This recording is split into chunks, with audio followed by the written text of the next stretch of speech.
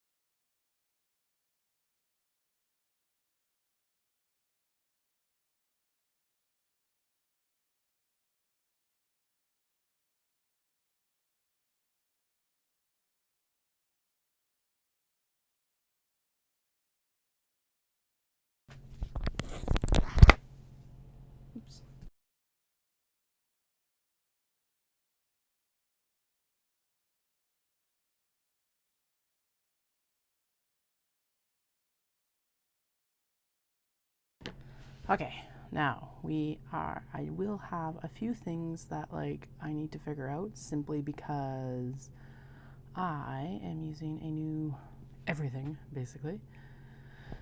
And so we're just going to add in the collab cam here, which is realistically the most important part of all of this, which apparently does not need to be quite that wide. Oh, no, come here. Show on stream. Thank you. Hello. All right, let's get this rolling. I'm going to just tap in and get that camera sorted over here because you don't need to see my whole desk, just most of the desk. One day I will be like, I don't know, I'll be organized and like ready to go when I say that I'm going to come on and stream. Today was not that day. I like how the face cam is basically exactly what I am as well. Obviously we are not facing the fabric right now, although we should have been. I was like, I'm going to cut wallets today and we'll just go in and select the fabrics, blah, blah, blah, blah, blah. That's what I was thinking in my head. And then I realized that I didn't have the, oops. All right, I'm also using a new like gooseneck, and granted it is a dollar store gooseneck. So we're gonna find out how well it does throughout the day. My old gooseneck broke last year, so you know. You don't need to be staring at my laptop either. Anyway, so what we're doing is we're gonna go in and cut up the new patterns here. This one I am going to need to cut down to the stitch. I should have printed 2 of the mini front flaps. Oh, there we go. Haha, they've got a smaller piece for the interfacing. Okay, sweet, so I don't need to do that. That is cut on the fold, so we can figure that out if we need to. That's the body interfacing, and that is the mini zip pocket. Sweet. Okay, so what I have here, we're also doing a couple, like, I'm trying all sorts of new things right now. So if you're just joining, my name is Katie. Right now we are streaming to YouTube and Twitch, and also a horizontal view of the stream as well. So I'm like, all right, let's try this and see how it goes. I do wish I could actually turn the camera on the phone vertical, but we'll deal with that later. I realistically don't need to deal with another camera source right now, but I am dreaming of dealing with another camera source. Anyway, so it has been just over a week since I was last in the studio. I sat down to sew last night, and if you joined me for that, thank you so much. It was extremely chaotic, even like more chaotic than it normally is. It was like I forgot how to sew. I don't know. Like today was chaotic getting set up, but at least I kind of knew that was going to happen because we had to get all this sorted out. But yeah, last night I was like, really? Like, what is going on? All right, so it looks like everything's looking good. If you have any questions, please throw them in the chat. It looks like I need to like swap between the different chat windows. So if I'm not answering you on Twitch, that's very likely what. Like I said, there's a learning curve here. I'm very curious where the viewers are actually coming from because I am also watching. Oh, that's because I am watching all of the streams and they are all working, so that's good. Cool. Okay, this is really neat. Anyway, and then the bobbin count has been reset. For April, we used 15 bobbins, 11 white and 5 black.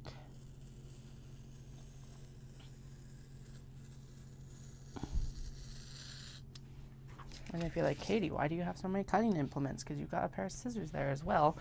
It's because I find that the X-Acto knife typically is easier for the curves, for this sort of work. But sometimes a trusty pair of scissors is just nice.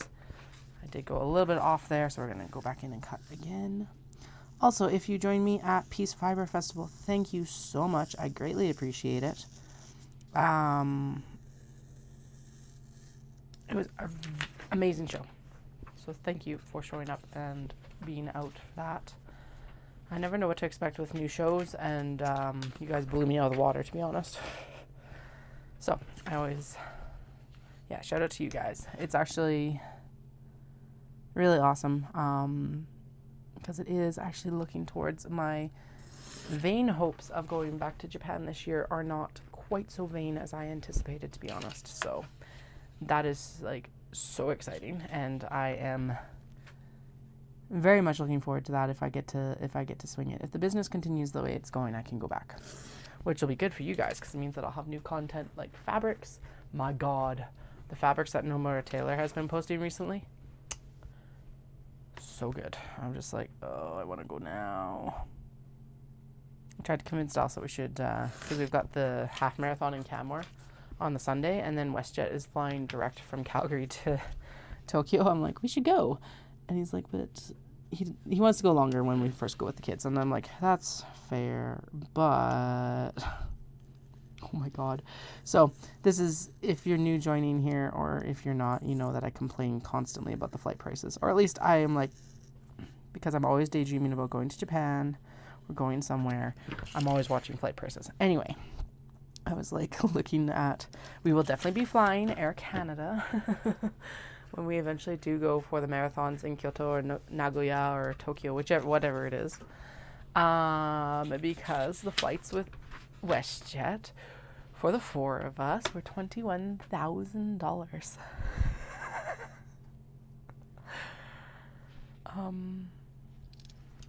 Yeah. Not happening. Not happening. Because that's just flights, not hotels or anything like that. I was like, what? That's like $5,000 a person. It's ridiculous. Now, it is with JAL. JAL is an amazing airline. At least it was when I flew it 15 years ago. I would love to fly JAL again. In fact, I would love to fly ANA. But $3,000 to $5,000 per person is a little bit too hard to swallow. Especially when you're looking at like Air Canada, and I can get our Air Canada flights for like even cash, not using points, air miles, anything like that. And that's what we're working towards, is being able to do it with points. It's like, even if I was to pay cash, it's like a quarter of that price. Still expensive. I'm not going to deny that. It's still extremely expensive. But yeah, $21,000 for flying to Japan. I was just like, no. So anyway, I might still be able to massage Dawson going in September. Who knows? We'll find out. But otherwise, it looks like I will be going in November, which is awesome. Part of what pushed me that I was like, okay, I really do need to look at going this year, because I was just being like, going to be happy to go in 26. Well, no. I've been daydreaming about going anyway. Oh, I got to fill in the eye on my Daruma. I hit my revenue goal for last year, which is so exciting. And that means I need to fill in the other eye on my Daruma. Anyway, because I just finished taxes. I always am daydreaming of it, but I was happy to just be like, okay, we'll go in 26, not a big deal.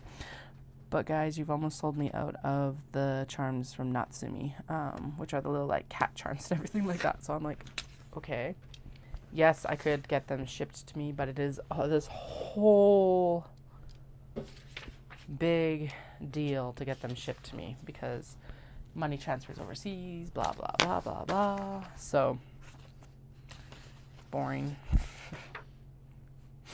Okay, I do still have a piece of the interfacing from last year for the wallets here, which is smaller. It's basically within the seam line here. And then, yeah, that looks right. So we'll copy that onto a piece of paper afterwards. And then I'll just get these guys done. I need to cut and tape this one together. And then blah-de-blah-de-blah-de-blah-de-blah. All right, if you are watching me on a, or if you're watching this later on a phone or something vertical, please let me know how it went, either in the comments or in the chat right now while I'm here. Because if I need to make any adjustments, I gladly will. I was like, I don't know how to lay this out. I really do want to get a vertical ability, but we'll work on that later. Also, I found out that one of the things I thought I was going to spend money on this year, I will not be spending money on this year. What it is basically I thought that I was going to be doing a leather strap cutter. Turns out that the leathers that I'm working with are probably too soft.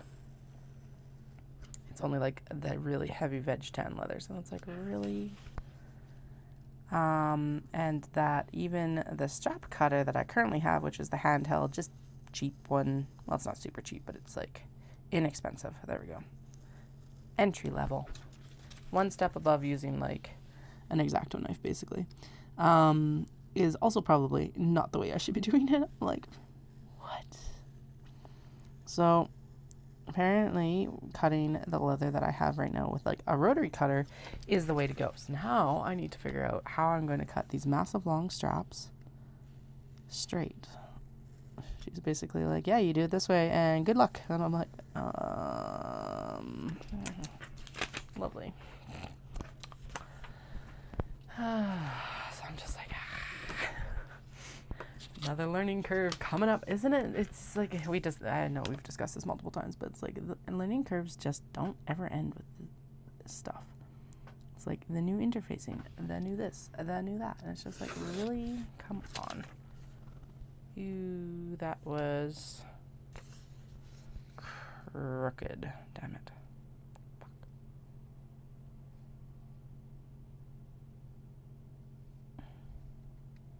Okay, that's crooked enough that I actually need to trim that down and add it back on. I could probably fudge it while I was putting this together, but I'll make sure that there's paper there to like, yeah.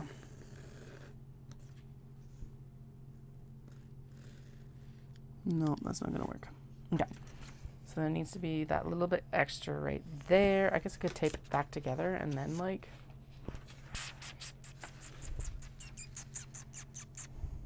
yeah, whatever.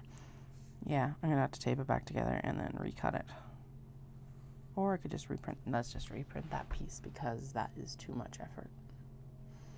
I'm sorry. Also, I was totally gonna actually, so I printed out the other pattern I was thinking of doing. And then I was like, do you know what? No. It's like,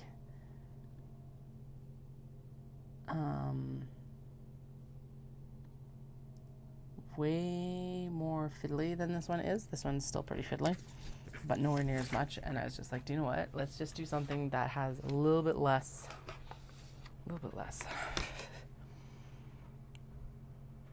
By the way, if you are a wallet user, a larger wallet user, or a smaller wallet user, do you typically prefer the flap or do you prefer something with a zipper? Zipper ones are a lot of work, and so I'm like hesitant to add them into the roundup. I'm like, is this something that I want to add as a product or not? It's not, well, it's really not something I want to add, to be honest, but, well, okay, unless there's demand for it. There we go. I really enjoy mine, but I think it would be, in some ways, too much work. All right. Shimmy shack in here. Trim that down as well. And then actually, I am going to take my scissors and cut this out because of the curves. So right now we're just working, we're working on getting the pattern cut because I got into the sewing room and I'm like, I'm going to get the pattern. I thought it was with the pieces that I kept separated last year because I didn't finish all the wallets. Woo, surprise. Big surprise there, Katie. But it's not. So I'm like, where the F did my pattern pieces go? As soon as I get this cut out, you know I'm going to find them and it's going to be super annoying. But for now, we're just cutting out new pieces. It's probably not a bad idea anyway, simply because it's like extremely likely that the other ones have been trimmed down because I've worked with them. This is a pattern that I'm happy enough with that I'm actually going to get the template for it. I just haven't spent the money yet, but honestly, it will probably make it way faster to make these wallets. Now they don't have the mini NCW, but you know, whatever. All right, I'm going to trim this piece down and then I'll go to the printer and grab the middle piece again, and then we will hopefully not mess it up this time. And it'll just be a nice, easy, straight cut. Okay, there we go.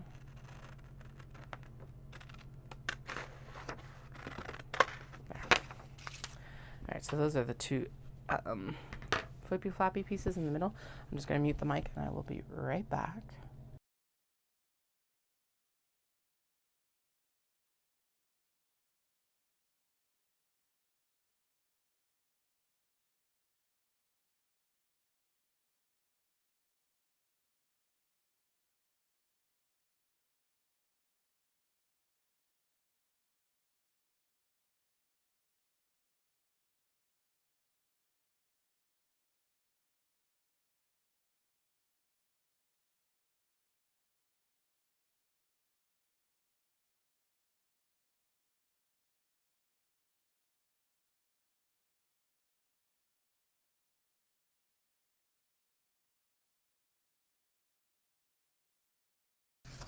All right, and just as a heads up, if you have joined me previously on the YouTube stream and you're watching for the final count on April's bobbins, I used 16, 11 white and 5 black, and that wasn't even all of them. When did we even start counting? It was like,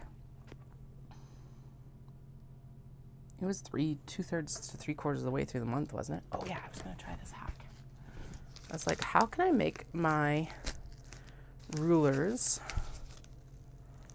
non-stick? And someone said to put some painter's tape on the back. So let's actually try that right now while I'm thinking about it.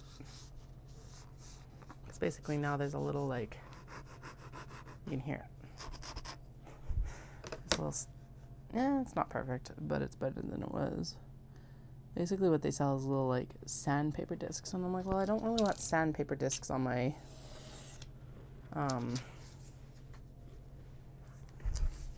thing, because those will scratch fabrics like the Obi and Kimono, and we don't want to scratch the Obi and Kimono. Although I guess this will at least be in between, so I don't know. But that is pretty good. Someone else suggested the clear tape, clear like bandage tape basically, which would actually work as well because they it's clear instead of this green, and that blocking some of the markings. Although realistically, I don't typically cut like with these markings very much. Although this does need to be trimmed down. Apparently even Omnigrid actually sells a, there, like sticky tape. So, but the other options are obviously cheaper. I'm just gonna trim that down so that I don't have any like rough, like sticky edges. That's what was like, it was sticking to it. Sweet. Okay. I guess the benefit to having like a clear one is I could run it top to bottom, which would be extremely helpful. There we go. All right. I was gonna say that we're done, but we're not. I gotta tape that together.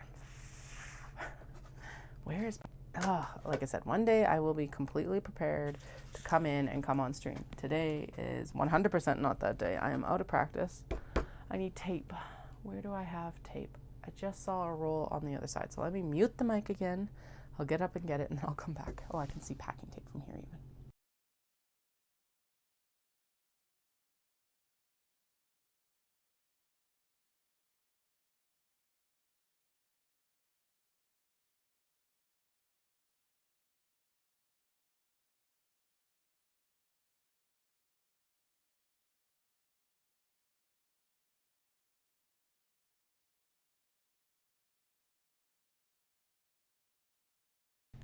All right, there we go. Make sure there's nothing I'm missing on like any of the channels for chat. So what we're going to do is this is going to get taped together. Overlap. Oh, this hasn't been cut down the last piece. I'm like, what? Oh, I didn't need.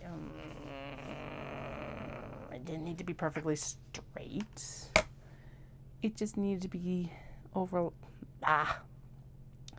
All right, so this is a prime example of read all the instructions before you continue. I should know better, but you know. I know better and I do worse, I guess. I don't know. Okay, anyway, so this goes here. And look at this. You overlap onto the gray area of piece D1 and tape together. I wonder actually if I did that last time. I think I actually might have not done that last time. That might explain some of the issues I was having. I'm going to have to compare this to the pieces that are already cut out because that would be ridiculous and hilarious. And I have had the metal, sorry, that's probably very loud on the mic.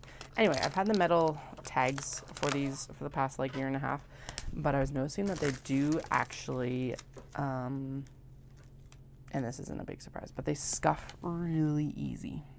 So what I'm going to do is I'm actually going to go back to the woman who did the, oh, great big crack in my table here, who did the tags to the drawstring bags, because she can laser engrave leather for me. I'm going to get some like rectangular ones to go on this instead because I still want it like elevated, but I don't want the worry of the metal scuffing and kind of like taking attention away from this piece of work. So what I wanted the gold tag, but honestly it's not worth it if it's just going to look scuzzy and weird. So that's going to be one of the changes I make. Thankfully she is in Calgary, so I should be able to get these printed probably fairly quick. I can order in small batches because may as well. It is a little bit more cost effective to order in larger batches, but I want to make sure that it's something that I can actually adhere and blah, blah, blah, blah. And you're like, Katie, you've got like your own brand and you could do that, but it's really big. And I do not really want to put it on the wallets because it's like an inch round. So what I'm thinking is closer to the size of what I had previously. All right. I think we'll still go in and tape the front as well. Let's see here. Oh no, I definitely taped it together properly last year too. Okay, good. Yeah, we're going to also do one more right here. The nice thing is that this tape is very thin, so it's not going to like affect cutting or anything like that, even if there is some overlap on the edges. And like I said, later this year I will probably go in and get the acrylic template, which is available from Emmeline Bags. This is a pattern from Emmeline Bags. They're out of Spruce Grove. Blah, blah, blah. Blah, blah, blah. Okay, it is over there just a tick. This is why it's like taping together patterns sucks. And then I'll just make sure that the top one has a straight line. Okay, get off of me.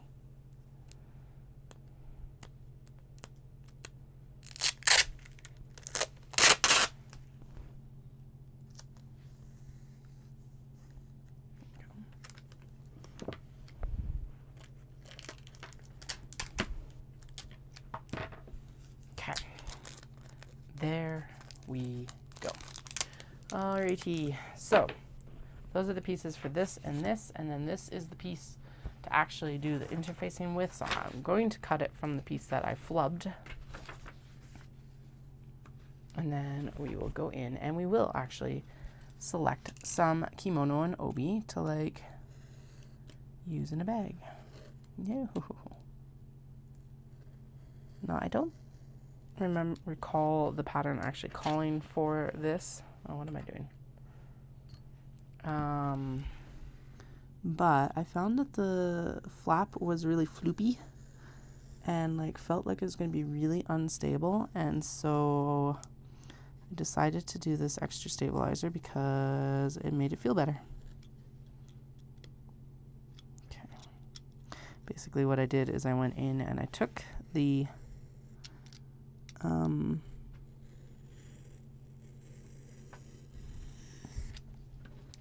I took the flap and then I took off the seam allowance essentially for the, oh my goodness, and of course that's going to run away. I promise we're going to get to the good stuff soon. I want to get to the good stuff soon, so we're going to get to the good stuff soon, which is selecting the obi and kimono that we're going to use once I have this pattern done.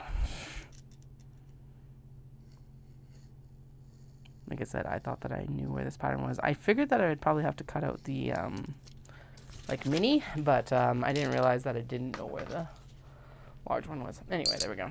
So that is the interfacing for the interior flap.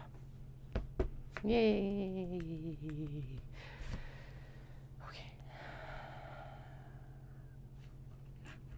Let's choose some Obi and some Kimono. So the mini, I think, is going to work for a couple very specific ones that I have.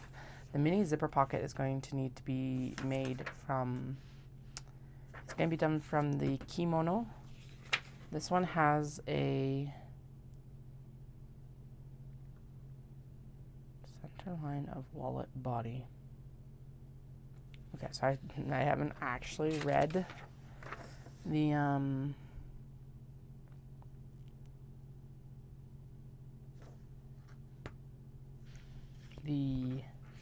pattern yet, so I probably should do that for this. Okay, so that's the interfacing and the flap.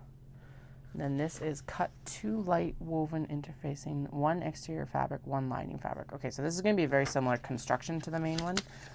Only thing I'm curious about is what this interfacing is intended for. Okay. And then this is for the zipper pocket. And then this is for the big one. And then I think these zipper pockets and etc. are, I'm gonna check. I think the zipper pockets and etc. are just part of the cut list, which means that I have to just cut them. There are, like, it's just measurements. It's not any, oh yeah, it is. I forgot about that. Okay. Okay, so from exterior fabrics for the large one, we cut A, B, and D. So this is D, and this is A. Okay, B, we're ignoring B. We do not use B because it's like a little frame around the edge of the front flap, and I don't do that. I just don't like the look of it personally. From lining fabric, we cut A and D, okay? So we're doing an exterior and we're doing a lining from these 2 cuts. Excuse me. And then the zipper pocket are just measurement cuts. And then the woven interfacing are A and D and measurement cuts as well. Okay. And then for the mini,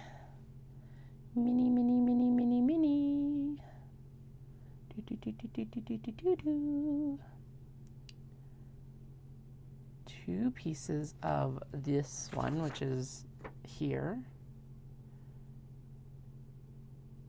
and 2 pieces at the smaller amount. Okay. 2 zipper tabs and then 2 pieces of that.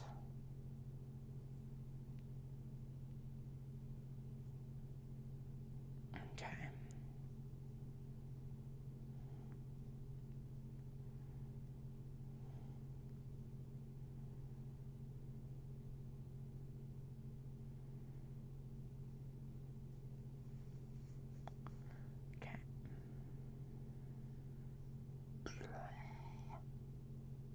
Oh, interesting. Okay, so this interfacing for the mini goes in the middle instead of...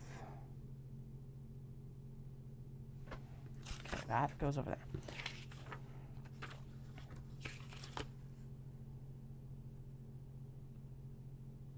Okay, so there's a couple extra pieces that actually go into the main body of the fabric.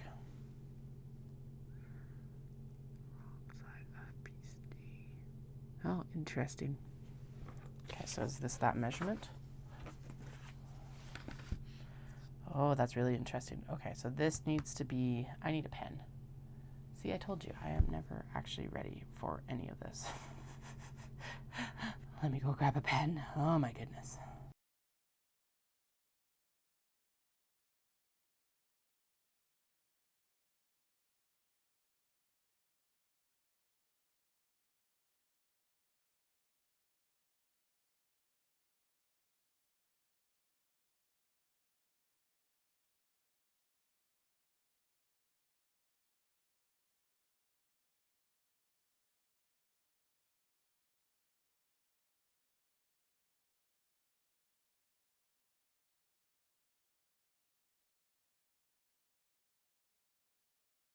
I like how I was like, hey, we're ready to like cut the Obi and Kimono. And I'm like, no, I got to go through and actually read the pattern. So this is the stabilizer. And then this is going to be, okay, if we're using the stabilizer and we're using 2 light, we're just going to use 2 light. Not the 809 dupe, because I'm pretty sure it's asking for lighter than that if it's going with this extra in here. Let me just see. Oh yeah, because it's like, no, it is actually asking for those from same as the large one. Okay, 1 second. Blah, blah, blah. Okay, what is it asking for here? Okay, no, they're only asking for the, like an SF101, which is the one that we're using on the interiors of everything else. So we're not going to use, but the 809 dupe gave it really good body last year. Okay, so we're just going to stick with, the 809 dupe. So that's the amazing thing about these friction pens. I can just, okay, so this is going to be the 809 dupe. Stabilizer. And then how do you want me to actually fuse this stabilizer? Do you want it? I'm probably going to have to do it underneath one of those pieces. Okay. Okay. And then we use the light for the credit card pockets and the zipper pockets. Okay.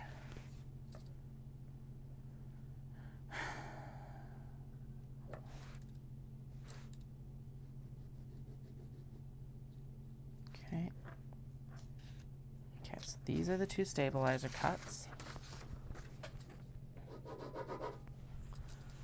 And then these are also both getting the light woven.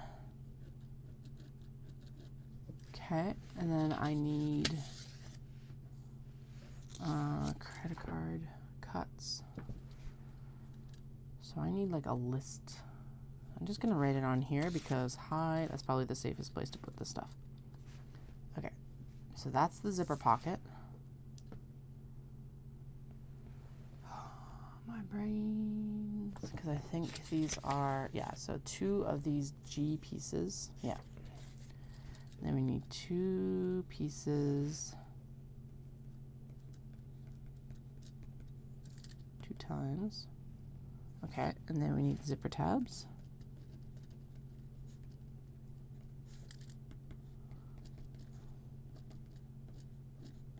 Okay. Then we need credit card pockets, which is 2 pieces as well. I'm just going to put CC POC here. This is zipper POC lining. 2 pieces.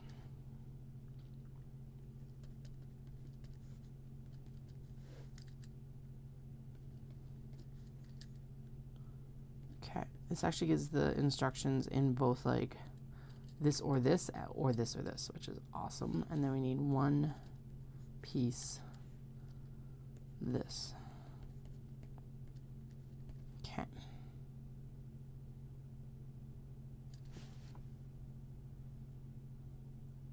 And then we need lightweight for the credit card pockets, the zipper pocket. Okay. And then all these need lightweight interfacing.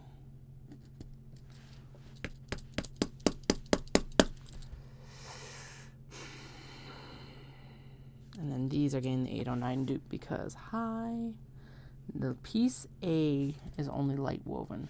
This is going to go the 809 dupe because it's like crisp and nice. Actually, the credit card pockets actually went with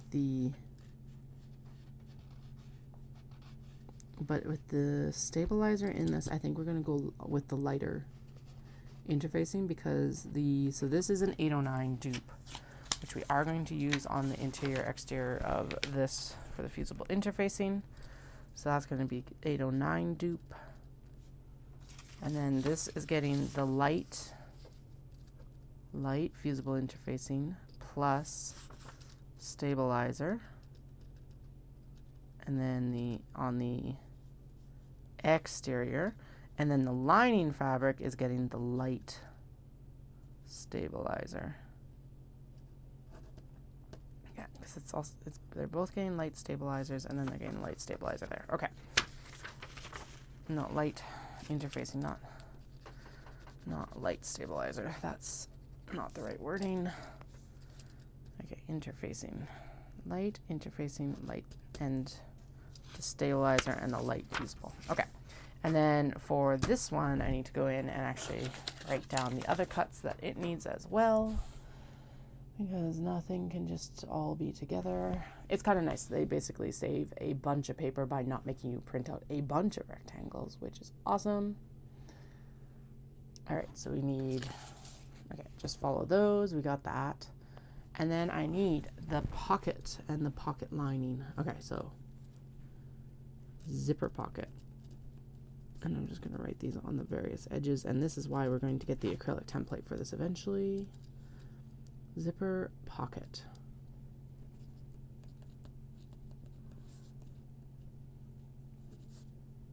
Two times that, and then 2 times this.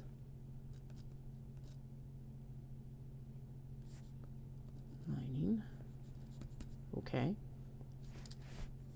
4 times this, which is zipper ends. And then for the card slot pockets,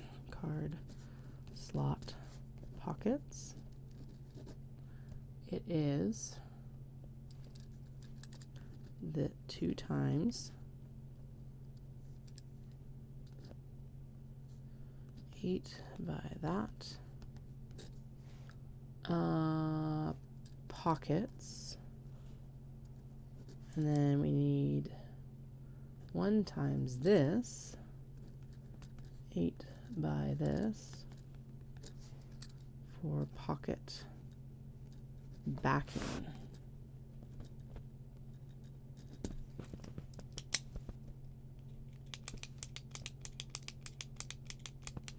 Plus, okay, so the zipper pockets plus light inter, which means interfacing to me.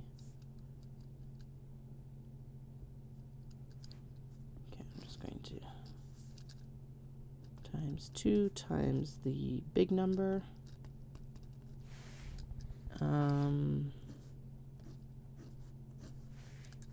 Plus light, no, this is 809 dupe, because the Kimono is extremely light, so having the 809, which is more papery, it's heavier, it's nicer, it makes the wallet feel sturdier. So I need 809 dupe 2 times the pockets. Okay, sweet. Okay, now I think we're actually ready. Goodness gracious.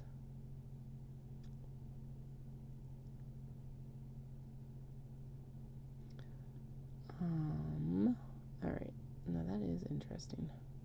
I like how I'm already getting hit up to be like, hey.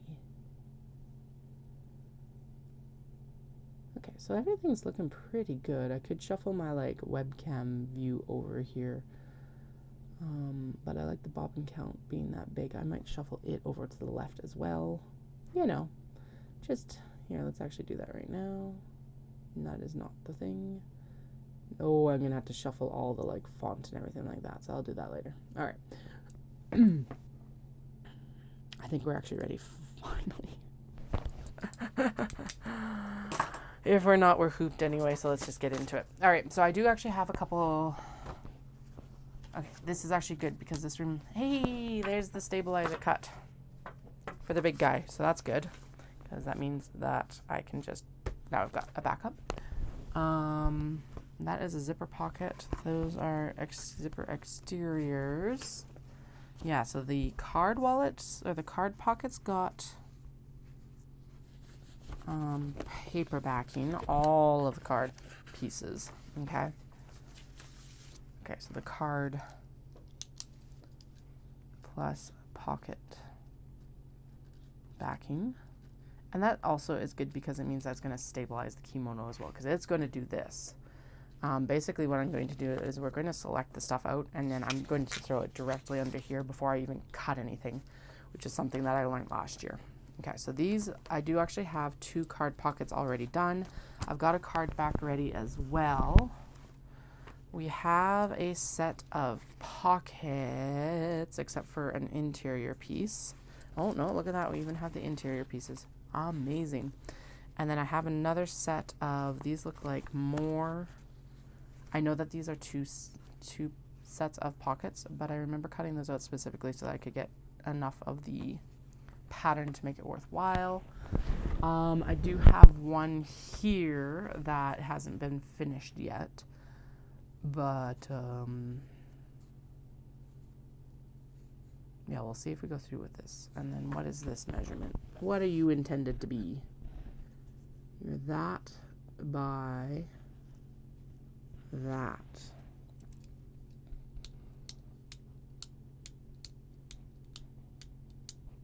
Okay, so these are intended to be zippers pockets. Okay. Okay, zipper pockets. The polka dot kimono is intended to be zipper pockets, zipper pockets, zipper pockets. I'll try and remember that. And then we've got a whole setup here for this one. Okay, I don't feel like finishing that one right now. I know that's terrible, but I make the rules and I don't follow them half the time, so whatever. We will use this because it's already set up. Well, that would be dumb to ignore that. I'm going to move the laptop in a little bit so that I can get the mic and keep talking to you. And we're going to open up the closet because the closet is where all of the Obi and Kimono are. Now this chair is extremely useful and ridiculously in the way. And if you're like, Katie, don't you have a bunch of cottons set aside? Because I just saw the cottons I set aside. It's like, yes, but this is an Obi and Kimono market. So we're going to finesse. Oh, you can't even see it. Let's see what we got here. Let me see if I can show you. I did try to clean up in here a little bit this morning. I think probably being the key word there. I don't know. I'm tired. Okay. So the mini ones, the ones that I want to try with them are these ones that are like really thin, really cool ones. And I think it's going to be, oh no. I thought that was going to be enough. Okay, so we could do it this way. Because I can't use the large ones on this for sure. But these are all just a little bit. Oh, but there's that. Right, there should be some seam allowance in there. Okay, let's open this up. Let's see. I don't think. Oh, but will that work? No, it's not going to work for the. It's not going to work for the body. Okay. It'll work for the flap, but not the body. Okay, so that's good to know. Okay, so those are going to be set aside then for a little bit because that's not what I intended to do. And that's okay, but good to know. Okay, what should I pull? What should I pull? What should I pull? What I think we should try and get some out of this one. Actually, so this would be a good one to do because this would probably fit on the fold. No, it's like it just laughed in my face. Okay, let's see here. I could use it the other direction as well. It's fine, but I would prefer it to because what I would like to do is run the flap this direction as well. I need to, sorry, here, let me get my camera in a little bit closer so that you can actually see what the hell I'm talking about. Ding. Ding. Is that closer?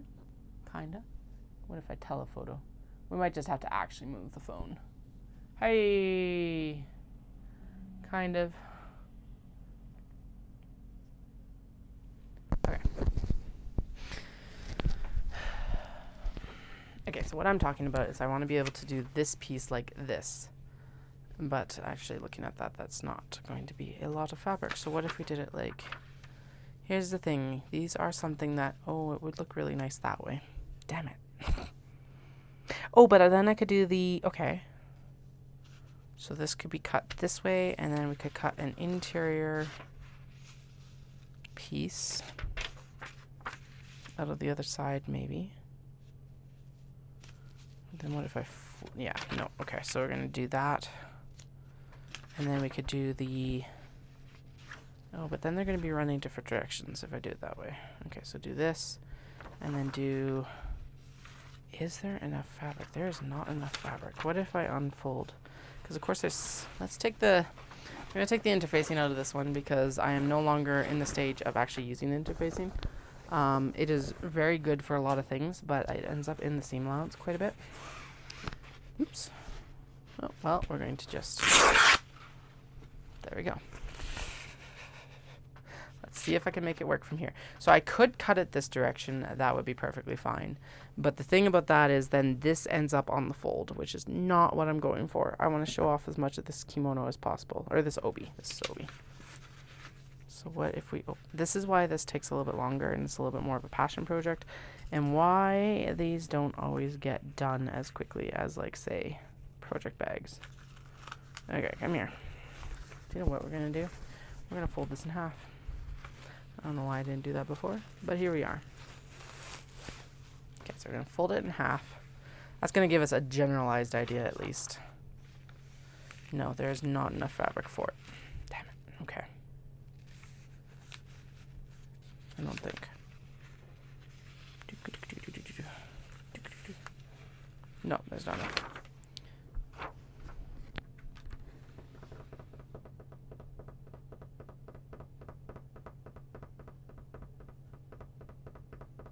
Okay, this is one of those situations where the other pattern is going to be better then. Because it's just long. Okay. Okay.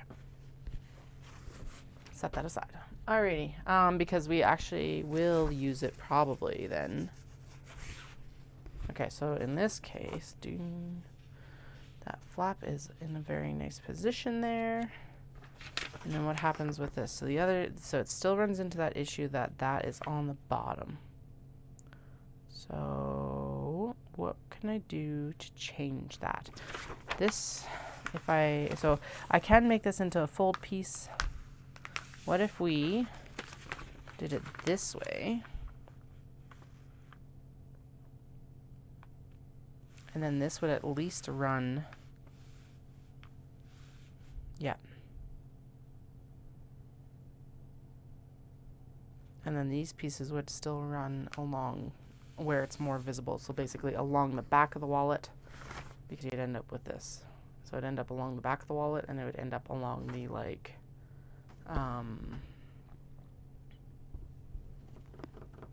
yeah, okay. Okay, so we will make the larger one with this. Okay. I'm going to move the camera with the phone so that, you can just look over my shoulder because I see it wobbling up there and that is not cool. Putting you into intermission, and actually that might be a better view for digging through the closet anyway. So let's do that. Turn you down a little bit so that you can actually view the closet. And I'm still going to grab the phone and shuffle it around while we're on intermission. Oh my goodness. Okay. Oh right, that's interfacing. That's getting out of here. I did ask my friend, I'm like, so do you need more pieces to like stuff your amigurumi with? And she's like, no, I'm good. I actually just went to look because apparently she's actually gone through quite a bit. She was like, so I went to look to see if I needed more, and I found 2 more large bags. It's like, okay, no pressure. I was like, maybe I'll just keep it till the end of the season, and then you get first dibs. And then anyone else I'll just pass it on to afterwards. All right. Let's get this over here, and then we're going to move the cat cleanup. I say cat cleanup because that was part of what delayed me getting online today, was the fact that Flynn actually, we found out he's allergic to chicken, or he just suddenly became allergic to chicken. Yay. Like last year. And he, so he's got like little sores on his head that we've been treating for a while now, trying to figure out how it's best to treat them. But anyway, long story short, he had scratched some new scratches. So I was like, okay, we got to get these cleaned up so that those don't get infected. Because, they will, because he's a cat. Okay. Need to go in for their vet check here anyway, here soon. All right, let's do the dual wide camera here and see if that works. Oh, yeah, there we go. Focus in on the desk. Like I said, this is also a new gooseneck, and I don't know if I like it or not. It's cheap. It's from the dollar store. For being a dollar store item, it's doing extremely well. But I do miss my old gooseneck, so I think it might be just... It broke. So I think it might just be time to, replace it. Oh, apparently I'm not on the desk well enough. Let's get you. Ooh. Angry. Okay. Well, it's not going anywhere. So as long as this actually... The gooseneck itself is, super droopy. So it's like, hi. Please don't droop quite so much. Thank you. There we go. Okay, I think we're good for now. I'll get there eventually. It's just that it takes a while. I do like there's a little gap for me to actually, press the buttons to, move the camera and mute the mic and everything like that. But now I'm back. Okay, so my Obi is stored in here right now. We don't need the hobby horse. Is in here. This one needs some glue for my youngest. Actually, he's twisty. Oh yeah, he needs some glue. They've been hiding in here so that they can't get them. And that one, the brown one needs some glue, and the unicorn needs some Goo Gone. All right, so we are working with a lot more Obi than we are Kimono. Yeah, okay, so what should I do here? There's some offcuts there of the Obi, and then I did go in and pilfer my stash from when I was on exchange, because I'm like, I don't ever wear them. So there's no point in keeping some of these around. This one could be a lot of fun. It's a very silvery here. Oh yeah, and then it's got, okay, so this got embroidery on it. So let's see. So it's got this floral pattern. Okay. Katie, turn back on the flippin' collab cam. Because now they're actually going to be able to see it. Okay. Maybe. I promise that it was actually started. My phone is connected. Okay. God. Why is this giving me issues today? It's probably because I'm trying to do too much. And obviously, when I'm in a time crunch, trying to do too much. I'm not in a big time crunch right now. But, it's because my phone is locked. Oh, because it died. It is plugged in. Oh, but I didn't. Okay, that's totally user error. I thought I plugged it in. It was actually not plugged in correctly all the way. And I forgot to turn the search bar on. And that's probably why my laptop is also struggling a little bit. Wins. Okay, let's... This one is a special one that needs to actually be treated a little bit different. I'm not going to cut it up for wallets today because I actually want to take some photos of it and then make... Oh, it's so gorgeous. This one was expensive. I don't normally pay... About $50. I don't normally pay that much for it. I know that doesn't sound like much for it, but at the Temple Market, that was a significant amount. Anyway, don't normally pay that much for them, but it was too gorgeous to pass up. I think we'll use this one, a nice rainbow one. I don't normally spill my prices like that, but here we are. This one's super cool. I like the different textures of that. And this is really good because it's a non-directional print. There's lots of it, so I can use it for a lot of different things. There's the lining back for it. Yeah, sweet. Okay, so that's going to make both wallets really well. Okay, I'm going to pop that over here. I'm going to move all of the pieces up here so I don't have to worry about them. This, I think, is going to be better as a set of... Oh, there we go. So this is what works better for the actual... Sorry, I gotta remember to show the computer. because the phone died. These are what work well for the flaps for the NCW. I know, isn't it? They're just gorgeous. So, and I think, yeah, we can use the majority of that because this is the stabilizer piece. So realistically, that's what you're going to end up seeing. So this, however, I haven't aired these out properly. Damn it. Yeah, they still smell like Japan, which I think is mostly mothballs. This one, okay, so this one is like sear your eye out bright. Oh my goodness, it actually does reflect stuff. Yes. Totally not what I would anticipate from an Obi, but like look at that. It's glorious. And so these are really cool. They're little like streams of florals in this like really shiny section. It also still smells like Japan. And then there's this nice gorgeous blue, so we can use that for the lining actually. So probably what I'll do is I'll just cut. I know it's directional, but we're just going to ignore that. That's going to look really cool though, because it's like, then this is what you'll see with the wallet basically. So it's going to go this direction instead of the other direction. So cool. Oh, there's actually a line here where it's disrupted. Interesting. Does it do that every time that the Sakura section comes in? No, it does not. Just there. Huh. I wonder what happened there. Oh, maybe it's just, no, maybe it's a design element. I can't tell. Anyway, okay.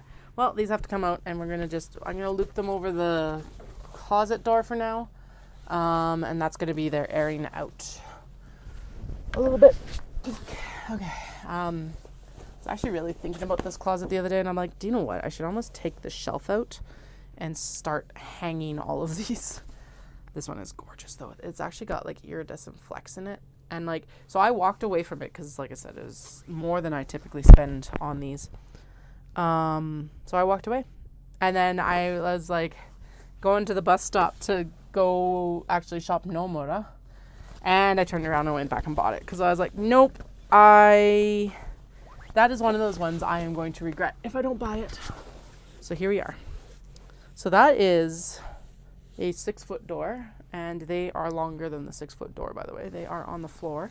This one we're going to open up, and yeah, I don't know what I'm going to move my mic up because it's a little bit low. There we go.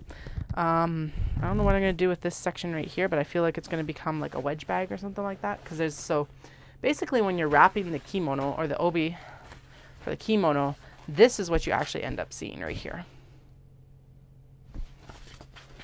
And that's why there's like plain silk here instead of the why pay extra for like a pattern thing that you're not going to see sort of thing. That's the thought process. So basically, I don't know how to actually show you this, but this will go up over your shoulder and then you wrap here. Yeah, that's about right, because then that ends up in the middle.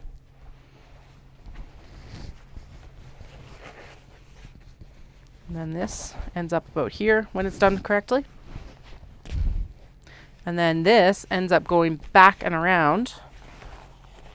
Because, hey, why not demonstrate this on live stream when I haven't actually done this for over a decade? You know, no big deal. And then this, there is a like, oh, where is it? There we go. And then this will go up, and it goes up on like a pillow, a makuro. And and then this comes up underneath and basically makes one of the easiest, like, I think it's called a drum bow or something like that. And then you end up with like showing off this larger section of embroidery. At least with this style of obi. There's multiple styles of obi. This is the one I'm most familiar with. The one that I collected the most when I was a student. Blah, blah, blah, blah, blah. We're going to open it up. All done being that style of obi. Okay, so basically what I do is I go in. This is part of the upcycling. Yeah, I'm going to. I just haven't decided what. And like I said, I do have a project in mind before I start using it because I think it's too gorgeous. I want to take the teal and silver section here. Actually, it looks like a fish, which is wild. Now that I look at it hung up like that. I want to do that, and then what am I going to do with it? I want to make it, like, I want to take the photos and make it into some, like I said, buttons and magnets and stuff like that. Like button press buttons. Flare, whatever they're called. All right, so there we go. That one is opened up. And that just makes it easier to air out. Makes it a little bit easier to store later on as well. These are actually all still folded like they were when I bought them, so. All right, and then we have, okay, I've got a couple other ones that are like all over. Oh, this one is glorious, but it's way too big. Okay, so there's vases. The issue with this one being that it's going to be too large of a print for the wallets, and that's what we're focusing on. But I do think that that should probably become a purse here. Lots of nice, just dark navy silk on the back. This is definitely silk. I can feel that right now. You don't even have to do a burn test on it. But yeah, like a purse or side bag. The only problem is then what part of it do you actually focus on? Focus on like the big ones, because I like, my favorite is actually this, like, I'm showing it to the phone like the phone exists right now, but this one here is gorgeous, and I really like the bamboo over here as well. So we'll put that one up. The nice thing about the purses is they're just basically fancy they're fancy wedge bags, so they're more work, but not an insane amount of extra work. So I can focus on cutting and getting those sewn next week. This one is another one where it's just like, it's so basically, oh, it is new. There is still a tie right here. So no, it doesn't even look like anyone's probably even worn this. That's insane. This is actually textured as well as painted like this. So like just absolutely spectacular. And actually, since the phone is dead anyway, I will take some photos of these before I make them into anything, because hi, glorious. Again, lots of nice navy silk in between. So we'll put that up. Oh yeah, so there's a lot of material there. So it goes from like here all the way up, way above my wingspan. That's like 2 half wingspans. Then there's more on the back, and then there's actually more at this end as well. I don't know how you tie these ones, so I cannot demonstrate it for you, unfortunately. As hilarious as that other demonstration actually was. And probably, well, it wasn't completely incorrect. But it definitely was not professional either. There will actually, at the kimono market, if you're in the Calgary area, there will be a professional kimono dresser there, and she can dress you up properly instead of me flailing around with all my cables around too. All right, let's pull. So I'm basically just pulling out the newer ones that I purchased recently. This one's really cool because it's got like a texture. Oh yeah, you can see that really well in this light. There's a texture, and then there's these like boxes, but they're woven in, or they're embroidered on. Actually, it looks like it's probably embroidery.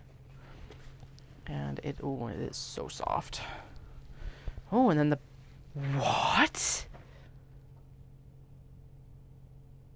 The back is patterned. All right, that is not something I would, oh, and it matches. Okay, so I was showing you that small piece. Oh, this is so interesting. So my general thing when I'm buying the, oh, that's so clever. It looks like it's actually meant to be dual-sided. Oh, so clever. Okay, so this is really cool. This is really cool. All the pattern pieces are going everywhere. Whatever, I probably will get to cutting, but it's not going to be in the next few minutes. So anyway, so there's all these little boxes. There's that really cool background on it.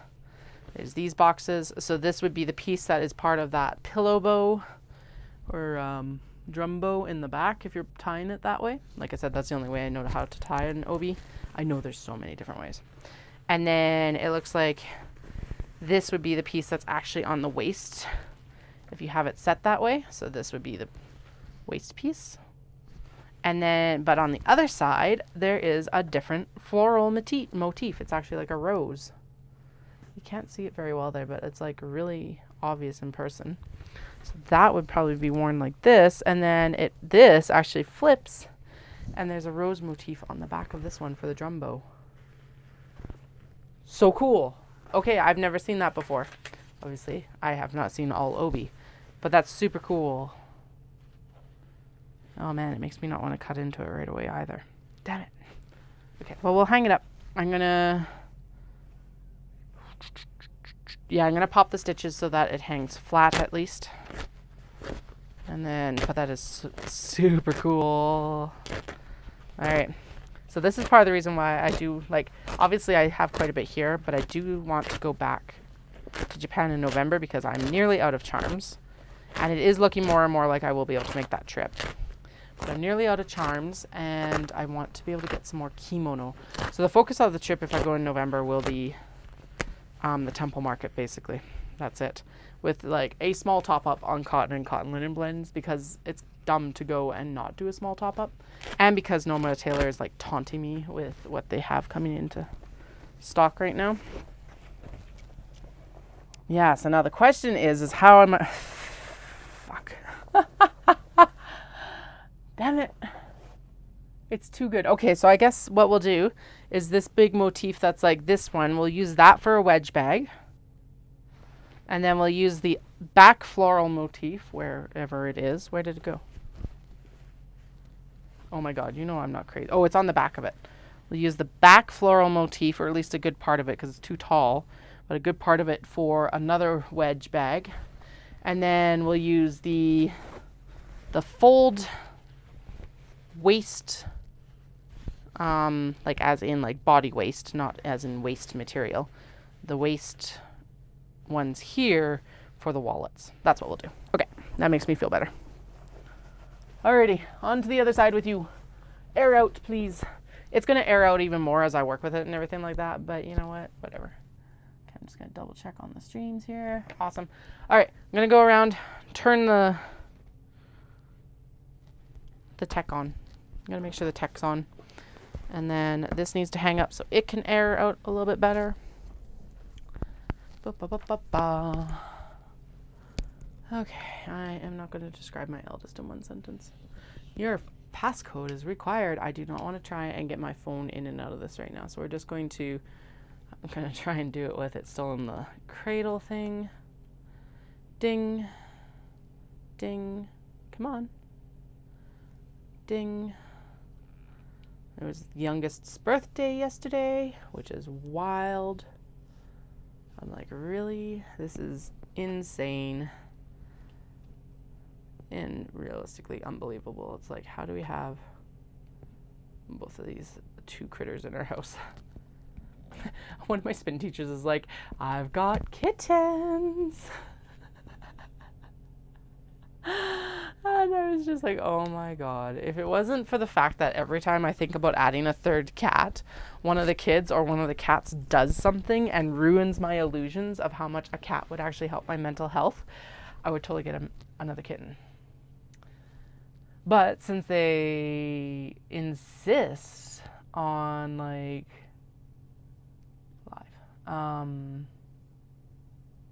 since they insist on doing the whole, well, we'll trade off on what we're going to torture you with. Not torture, but oh my God, what am I trying to say? Adding a third kitten, the mental health benefits of adding a third kitten is not worth the mental health cost of adding a third kitten. Because if it's not the kids, it's the cats. They trade off on how they damage each other. There we go. My youngest, like right before we went up to Peace, like 15 minutes before we were there to pick them up,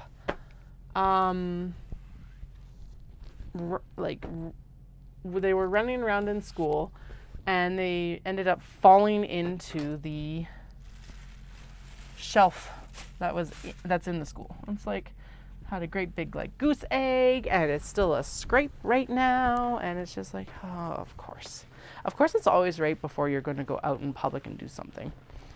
My eldest, all of our cats are soft paw cats, But I think my eldest ended up like grabbing Remy's tail or something like that. And I like it, but it's not what we're looking for today. And so Remy like went to bat the eldest to get them away from his tail. And of course the nails were a little bit too long and caught the baby. And the worst part of this is the fact that they had their vaccinations like 2 days later. Just like, oh, of course. It's always how it goes. Anyway, the kittens are cute though. It's like she's got like a tuxedo and stuff like that. And I'm just like, oh man. Again, if Dallas didn't work out of town half the time, totally different consideration as well. Okay, this one's cool because it's actually mesh see-through. Again, not what I'm looking for today because that's not going to work for wallets. That might actually be one to pass on because I don't think it's going to work for what I typically want to make from my stuff. We're going to do some stuff with the hexagons because hello, gorgeous. And again, this is one of those patterns where it's like all over. This is going to make some nice purses. Okay, there we go. This one here, I think, is a situation where that is going to become a purse as well, and then I think it's a fold. So that is actually going to be perfectly placed to make a wallet too, which is super cool. Okay, so one thing I wish that I did have with this is that I could see the chat. So I've upgraded. Obviously, you can see the like stream overlay, which is kind of cool. That's the main reason I upgraded. But I also upgraded because then I could stream to Twitch and stuff. So the one thing I wish I could do is have Twitch chat in the same window as the YouTube chat. Because they are not intertwining right now. I'm like, well, that's kind of annoying. Okay, so this is opening it up again. Because, this will actually be easier to store. And then that blue. Again, I am going to completely overwhelm myself with options. We know how this goes. Ooh, we need to choose some out for Kato. Ooh. Oh, dear Katie. Okay, I think probably this, like, poppy one that's got, like, a lot of the... And then probably also this hexagonal and that rainbow too, because it's like then, yeah, I'm going to get like a lot of bags out of those anyway. Why not, sort of thing. Yeah, that'll be a lot of fun. Okay. So my buying habits for the kimono and Obi have definitely changed throughout the years because, again, I was buying them for like project bag cuts. But wallets and purses are very different and like...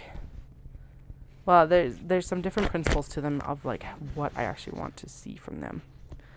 Actually, this one might be good to try with the waxed canvas and use this like as a panel in the middle of the waxed canvas. That would look really good. So some of these may not get made into purses right away. They might be more of a fall project. Now, Tuesday? Yeah, Tuesday was a long day, but we went to the zoo. Because it was my youngest's last free visit. I was like, well, we'll take advantage of that. Absolutely terrible weather. Okay, this is a really large motif, not something that I really want to cut into right now, but we're going to pop the stitches and I will lay it out. It is an absolutely spectacular pink. This is, ooh, okay. All right. Sometimes you have to be a little bit more gentle, Katie. That, however, was because there was an extra stitch there that shouldn't have been, like a knot in it. Okay. Anyway, I found, though, that if I use a seam ripper on these, it's just as bad. It, like, catches the silk and stuff like that. So, anyway, I went to the zoo. Absolutely amazing time for the animals. We ended up seeing, like, the lion came right up to the window, and we saw, like, the red pandas were super happy and running around. All of that. Not a lot of people. There weren't even a lot of like school groups, and the school groups that were there were mostly older, like high school students. I was like, all right, let's do this. It was awesome. The tiger was up and active. What else did we see? Oh, the penguins were out. So yeah, it was a really good zoo day. Otters were super active, and like we've seen them be active, but not like this zoo's kind of active. And then we went and did Costco because we needed food. We were all hungry. It's like Costco hot dogs are still the best. And actually their fries were really good too, because I splurged and got us fries. And then we went and we did Tandy, because I actually did need to stock up on brown leather again. Oh, that's going to be gorgeous though. Like, look at that nice big motif. It is spectacular. I just got to figure out what's actually going to be made from it. This pattern in the back, oh, that's not showing up on camera at all. There, you can see it better there. It does not carry on to the back. It's just plain pink silk. Absolutely spectacular color. I think I'll just make a wallet just out of the pink, because my God, is it so good.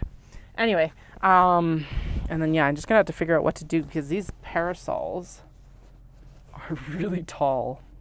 I think it's gonna end up probably being a tote, and I'll frame it to balance it out so that it's not like too long and skinny, because that's sometimes the problem with the larger motifs like that. Anyway, went to Tandy. They didn't have what I wanted. Went to Buckskin, which is another leather supplier in Calgary. This one looks like it actually has some fade. This is another really spectacular pink. Yeah, the sausage is really good too. I personally prefer the hot dogs, but the sausage is like a very solid choice. But their fries were really good. I like beer battered fries, and because you get that extra like bit of crisp. Ooh, well, this is interesting. It's like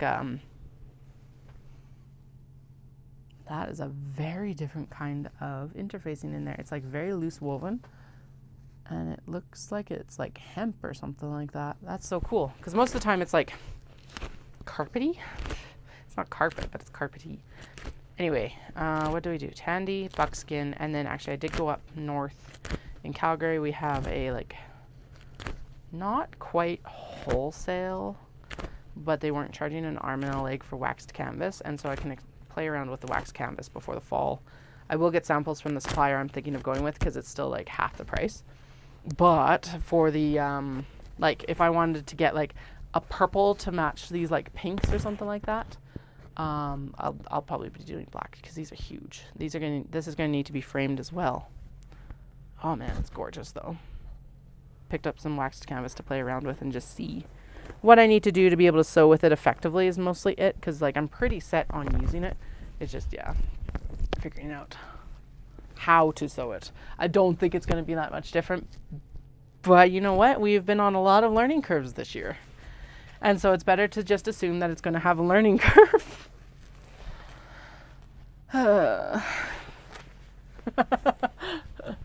Better just to assume it's going to have a learning curve. Okay, this is very mermaid.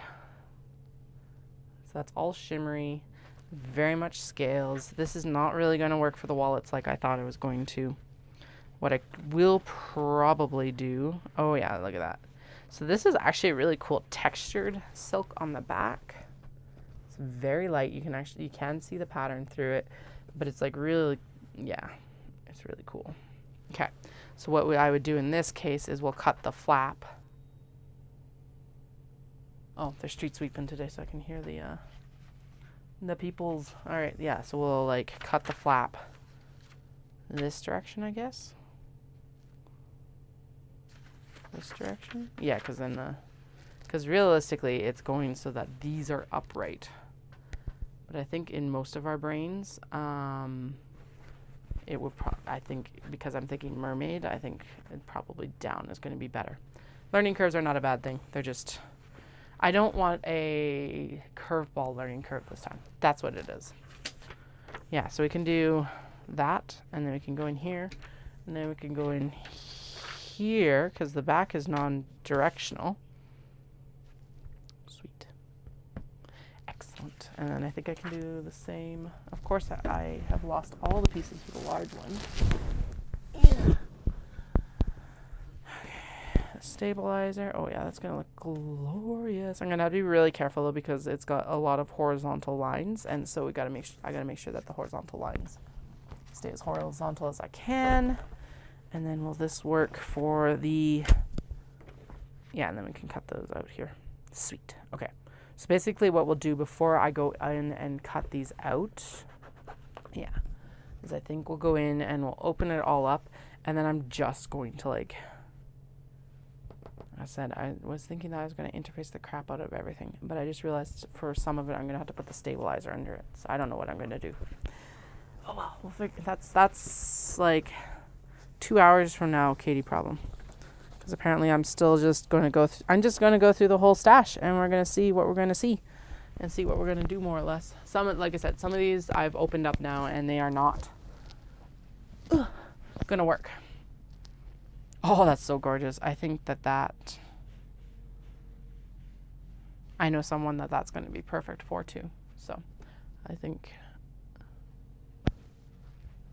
in the family. So I think that'll probably end up being used. A little bit for that. All right, we got some other cool ones. We got a 70s as well. This reminds me of the 70s. This actually reminds me of the wall that Tana's Fiber Arts painted in her basement. Because why not? Yeah.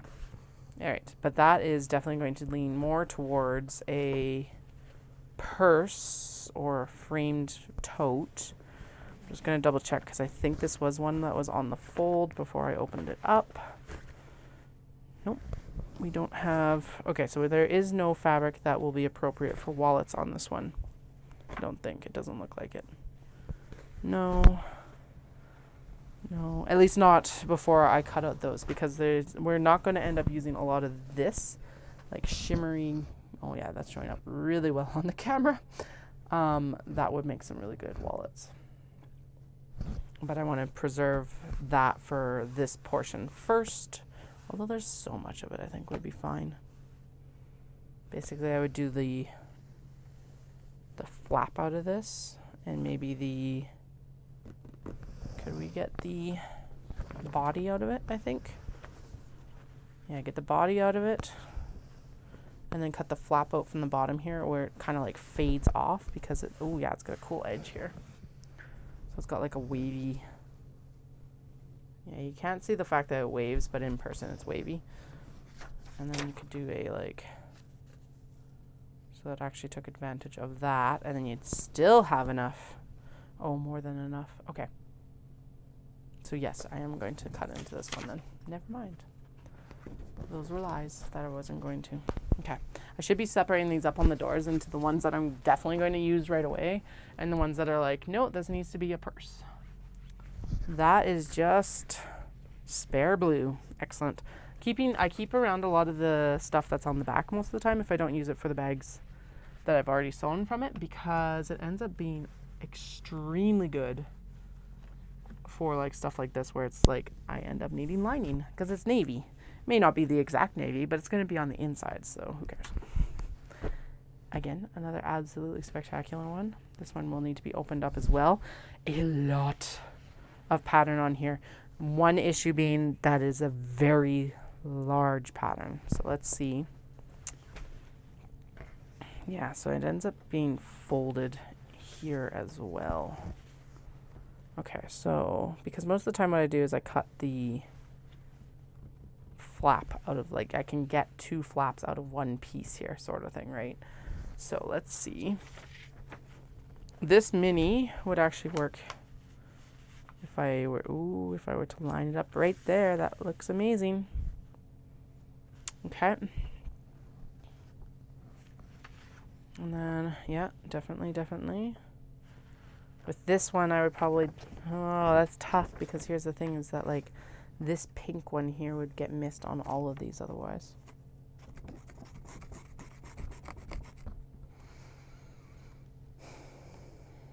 I know that this white one is the star of the show. It's got like, so it's not a pure white. It's got like a marble kind of effect to it. I wonder if I could cut, okay, so that could be the flap. Yeah, cut it so that like, oh yeah, it would point down. Okay, cool. So that could be the flap. And then this would be, and that would be, actually there would be more fabric for the flap than that. And then this could be the exterior. It's not like perfectly aligned, but at the same time, it's like then you get the most Obi that you can if I like offset it this way. So that would make this offset. That's okay, I think, though, because then Yeah, I think that's the best way to do it. Hi, Dahlia. How are you? Yeah, and then we can use the teal that is actually the backing color for the actual, like, interiors as well. Okay. So this is another one that I can already tell that I need to interface basically as soon as it opens up. I am going to just pop the stitches for the fold here and hang it up. Now it's like, do I need to make all of these into wallets? No, but here's the thing, is I do not want to, like, stall out here. I just want to get these kind of out into other loving hands, I guess would be the best description probably. Because some of these I've had for a while. These one, a lot of them that I've pulled out and like kept out are new additions, but I've had a lot of the other ones for a while, and they need to go to their new loving homes because they're taking up a lot of room in my closet. So, all right, I'm gonna open this up. Pop. Actually, this would be again the perfect one for a kato as well, because there's a lot of print all over. It's a good size print, so I can actually make sure that the majority of it gets onto there. Yeah, see, so this is what I mean. So a lot of these get interfaced with stuff that's like, I said carpet backing before because it's kind of what it looks like. But I think it's a lot of like reuse materials and stuff like that. So that's really cool. Now this is going to go into the scrap bucket for my friend, basically. Oh, look at the back of that. That is spectacular too. Holy. That is gorgeous. Dahlia just bumped the camera, sorry. All right. Okay. This is part of the other reason that I don't work with the Obi very often, is I get distracted by how pretty they are. Again, you go to these temple markets and it's like you never know what you're going to find. It's worse than going to Nomura because I kind of have to do a full walk around to figure out what everyone has available. Sorry, it's dusty. That's part of why I want to open this up before I work with it. Oh yeah, it just puffed. Anyway, in the temple markets, they're awesome, but they're very dangerous. Oh, okay.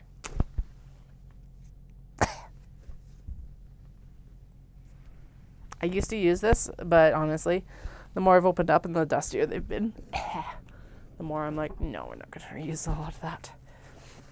It's where a lot of the dust and stuff gets trapped for sure. And that should actually help air it out a little bit faster, I guess, too, because realistically, that material is going to be the stuff that really soaks up the scent.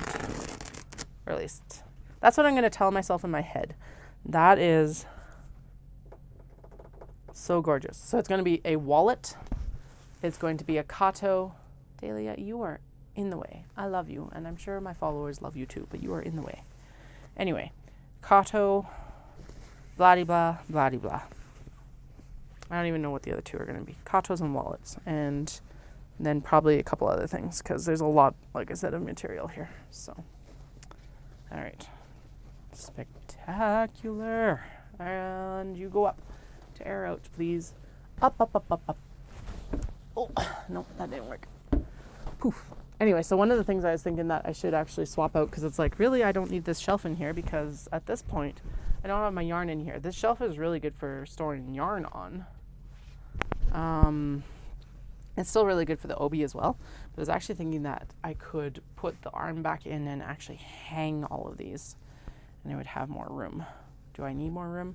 Not yet. Will I need more room? Yes. Eventually. Probably. If I'm a glutton and I go in November, I will definitely need more room for storing stuff. So, you know, just thinking ahead. Oh, wait, that's the other one I wanted to try. Damn it.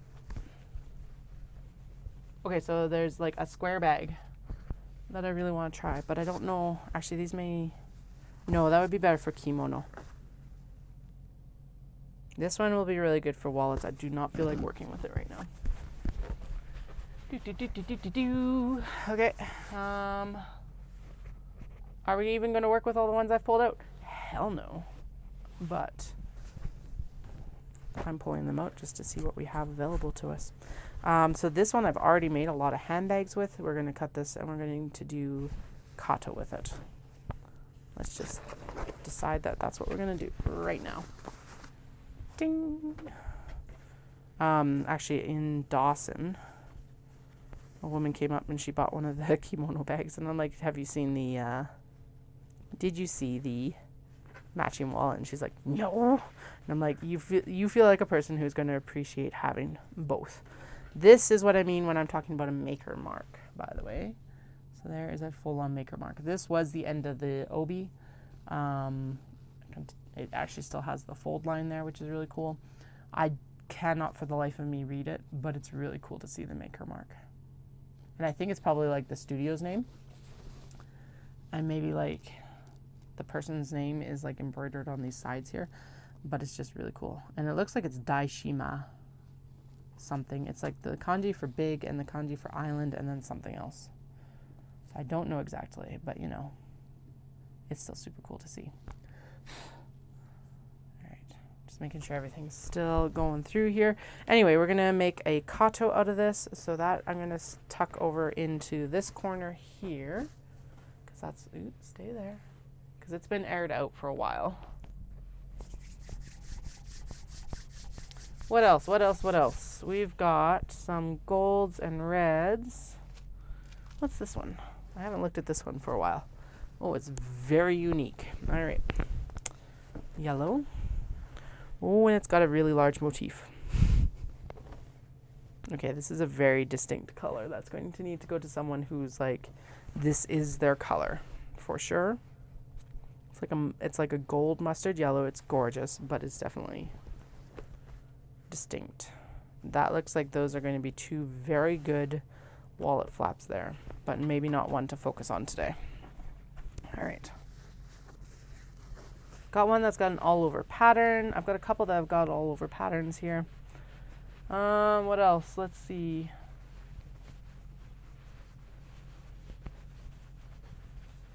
I've got a hori that we need to cut into too eventually. Not right now. I don't think that's, well, it might be good for like an interior or something like that. This is the one that's got like an all over pattern.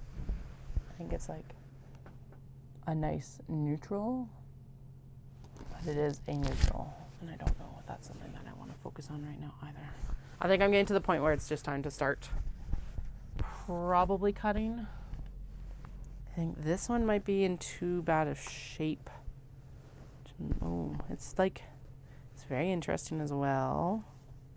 Definitely have a bunch of interesting ones, but it's also like, what the heck do I do with this? Might just need to like actually sell them on. Oh yeah, it's got the phoenixes, so it's got ho'o on it. Okay. So in that case, this one might be a little bit difficult because it's such a large motif. It's also got a seam line right there. Interesting. Yeah, it's like front and back. Oh, interesting.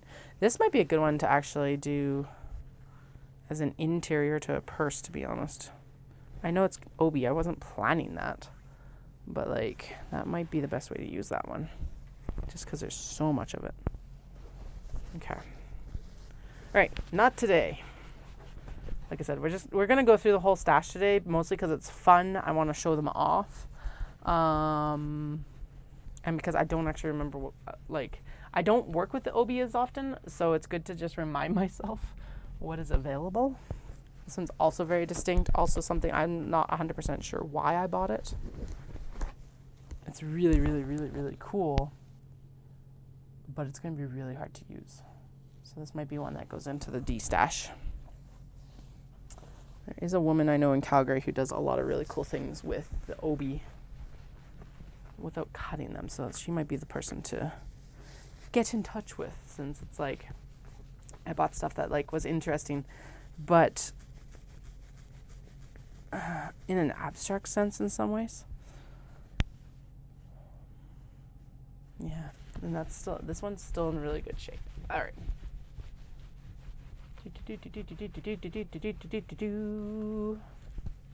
Rolled. I'm gonna tuck it up there because I'm like meh about it. Okay, this one is giant cranes. I do remember this one. I've looked at this one multiple times recently Basically, it's giant origami cranes. It's a very distinct kind of pumpkin squash color. Super cool. Do not know what I'm going to do with it because it's just such a large print or embroidery. So that's something that I had to learn. Like what kind of motifs can I even use? Oh, and this is another one. Okay, so this is really cool. It's a fan with florals. The fan is like a crane lifting its wings. Super awesome. Oh, that's not showing very well. There we go. Crane with like wings. It's got this floral pattern. It's got some blues in it. It is all over. Okay. So the one nice thing about that is it means that I wouldn't feel bad about just cutting and using it. Which I know I shouldn't feel bad about just cutting and using it, but like there's still some like, how do I treat this correctly? Sometimes. They're secondhand. Basically, I'm buying it at a Temple Market, which is like, and this is brand new. No one's even worn it. It's still got its stay stitches. So let's just use it. Anyway, there's a little bit of discoloration, but that's not a big surprise. Something like this, though, it's not going to work for the wallets. It might actually, it would make a spectacular kato, though, because then I could cut one motif and I could cut the other motif, and there'd be a little bit of overlap, but not much. Because, yeah, these are like too large to put on a wallet. Oh, I just realized they're all fans. Oh, cool. Okay, so they're all fans, and then these are the motifs on the fans, pretty much, except for this big floral, but this one is a fan as well. There's like pine in the back there. Yeah, okay, kato. I think that is going to be the best use. I think that's a better use for that than even the like wedge bags or anything like that. Okay, this is cute. So I think we'll work. Oh, apparently I've already cut into this one. All right. Okay.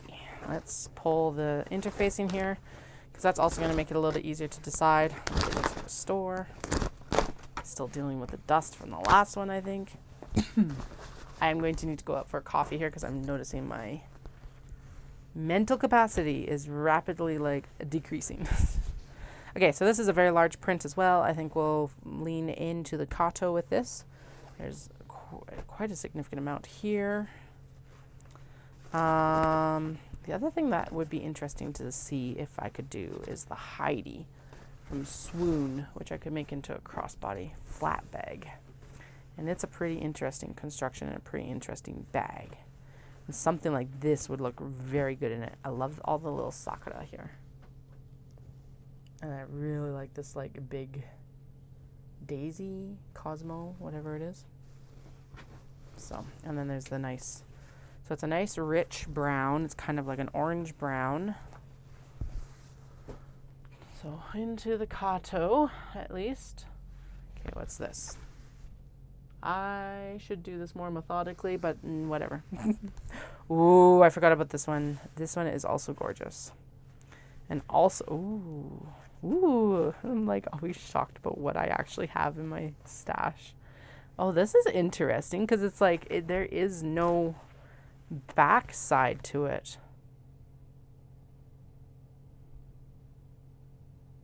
It's just like one piece of fabric. Okay, so this is the back side of the embroidery. But like that's the most there is, right? That would be the back side. Yeah, this is the front side. Okay, there's the delineation line there. Okay, so that is spectacular as well. I think that's going to be suited to kato too. There's like trees and leaf motifs. And I think so, oh yeah, and then it's like the gradient is different through each section as well. Oh, it's so cool. Okay, and then I think the Heidi would be a really good option for this too. Okay, kato for sure. Kato, right there. Alrighty, let's go in and look at the pinks. This one I know is a really large motif. I think it would probably work well for kato as well. We've got a really nice back for like drawstrings and stuff like that. It is basically both of these are going to be cut off at the very top. But oh, I don't have a lot of canvas. I have not done my supply order yet, so I need to do that. I do have quite a bit of charcoal that would work with charcoal. Okay, that's going to be, well, if the the kato wasn't really intended to be a focus right now anyway, so whatever, not a big deal. Yes, that is going to make very nice wallets because the back of that is spectacular as well, because it's the inverse of the embroidery or weaving. This is weaving, woven. Okay, there are some stains, so this one has been well loved. We'll make the flap out of this section, and then we'll make the body out of this stuff. So this is really cool because it's got like an iridescence to it because of the two colors that have been woven into it. So cool. Okay, so that is going to be wallets. I'm going to just set that there because it's loosey-goosey. I know I've aired it out already, so I'm not worried about it like having to hang. This one's really cool. It's basically like camellias. The silk is in really bad condition though. Like not bad. Oh no, never mind. It's pretty bad. Not bad. And then I start seeing all the little nicks. Okay. Well, that will be something maybe to destash as well. Delia, I love you, honey bunches, but I cannot have you pestering me. I'm sorry. Especially not with these fabrics. Yeah, there's a lot of wear on where the fold line was. Okay. The silk is very nice. Everything on the, oh no, never mind. It's like everything on the interior looks good, but no, it's just, it is pockmarked throughout. All right. So that is not,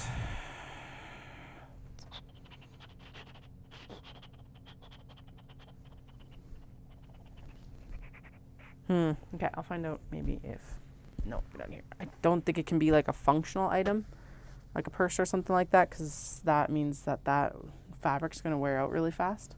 There are areas with less wear, pretty much from there down actually. So it's not like a complete loss, but I don't think that that's going to work very well. Okay. Put it back in the cupboard. I need my snack. What time is it? Oh yeah, it's 1:45. All right, I'm gonna go grab a snack and a coffee. I already have the snack down here, but I need a coffee anyway. I was talking about that. And then I do think we're gonna finish up pulling the rest of, well, maybe I'll just pull the rest of the Obi, and then you'll know how much we still have to go through. Haha, because why not? So we got this one. This one we already, oh, that one is actually wider than the first one I pulled out. Let's see if that will work with the mini. Come here. Okay, it works with the flap. Now, does it work with the... It works with the mini body. Yes! Excellent. Okay, so that one's going to become a bunch of little wallets because it... Look at these, like, butterflies. Oh, except... Oh, damn it.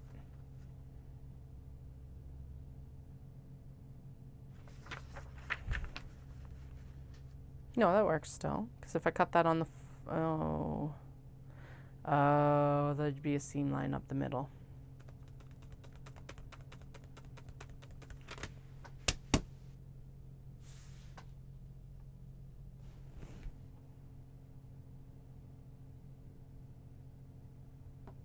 I think what I'll do then is I'll do flaps. There's another case where the other pattern would actually be better because it's just like one long strip. So let's set it aside for that one and not worry about this one. That's what we'll do.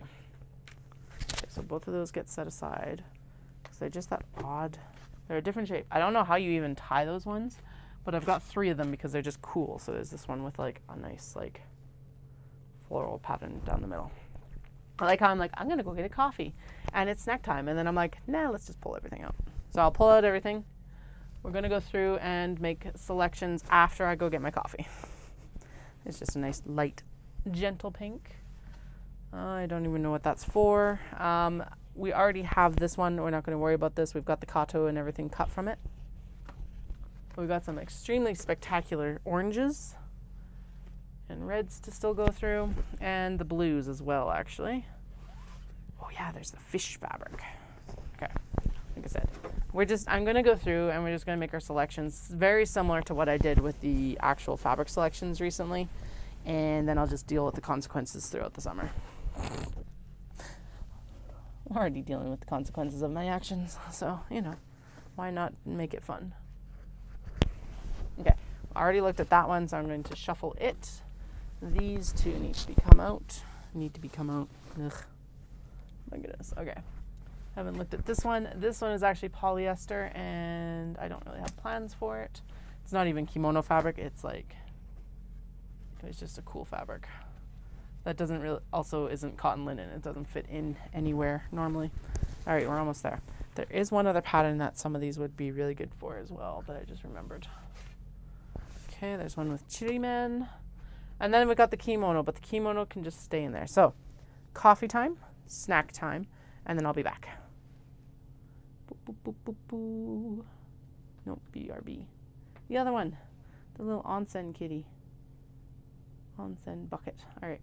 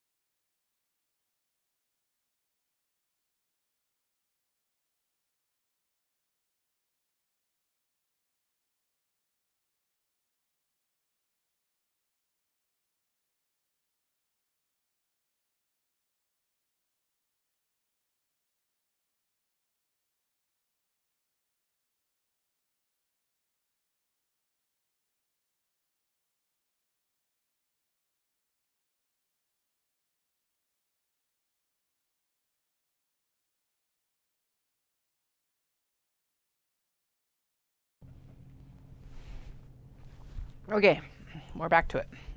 That is very loud, apparently. Hello, hello, hello. All right, that looks better. So this one I know is a really big single motif, which is why I bought it. But it's like, then I got it home and I'm like, what am I going to use it for? It is gorgeous.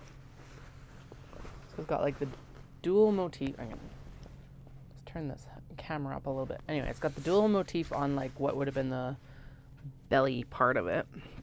And then it's got a really gorgeous large motif that would have been part of the drum bow. Oh, and it's like got, I was gonna say it's got the zodiac around it, but now that I'm looking at it, I don't know. Reminds me of like some like Japanese interpretation of like ancient Japan is what it reminds me of. So I don't know what to do with this yet. This might be one of those ones that just gets framed and made into like, what popped into my head was actually putting it in a picture frame. I'm like, well, that's not that like out there of a thought process, but probably not something I want to do. Very vibrant green gold. It's got a lot of wear on it. It's like kind of tarnished the gold embroidery, which is not something that I would have really seen when I was buying it, so I don't know what to do with this one quite yet. I'm going to tuck it up because it's kind of like the ones that I'm like, they're probably not going to fit anymore. I will do something about. This one I've already made bags out of. I have never posted them because, you know, why would I? It's not like I'm trying to sell anything. You didn't catch on to that? That is sarcasm. Look, they're not going bad. I'll get there eventually. This one is gorgeous. Again, though, that runs into that difficulty of like it's a very large motif. So I think that this is one that's going to get framed with wax canvas later in the year. And it does have this motif as well, but this is not a good motif for a wallet because it's very large. This might actually be a good motif for the Kato bag, so that might be something to consider.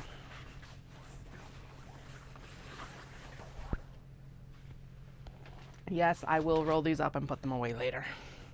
Maybe. A random piece of leftover from something that we've already made a bunch of stuff out of.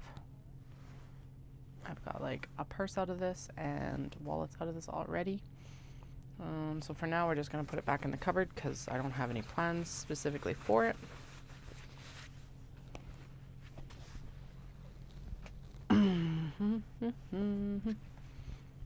These are cuts for something. I don't know what. Some very vibrant orange.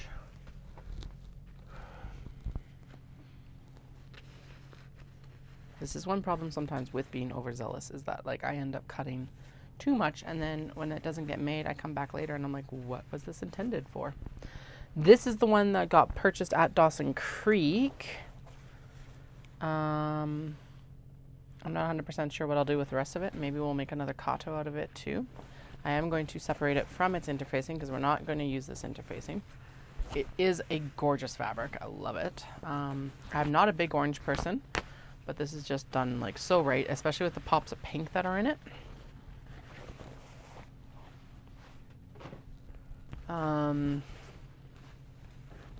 Yeah, I don't know what to do with it yet, but it is spectacular. I might just make another wedge bag, because why not?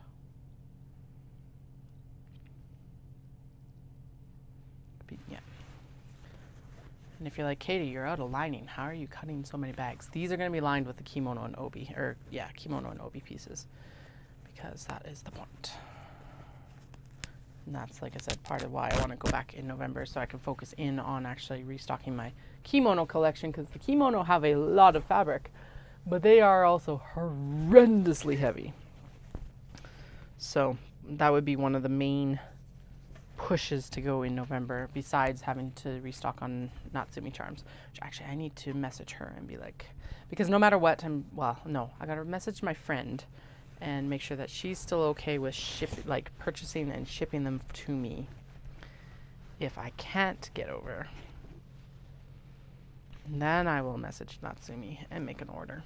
This is Day Day House, so that's the maker that makes the little cat charms and all of the like really cute little goodies. Okay, this one looks like it's another one where it was maybe, oh no, it's fine. Oh, look at that. That's really pretty. It's also damaged. Very damaged. There's like actually a hole there that I can fit my thumb through.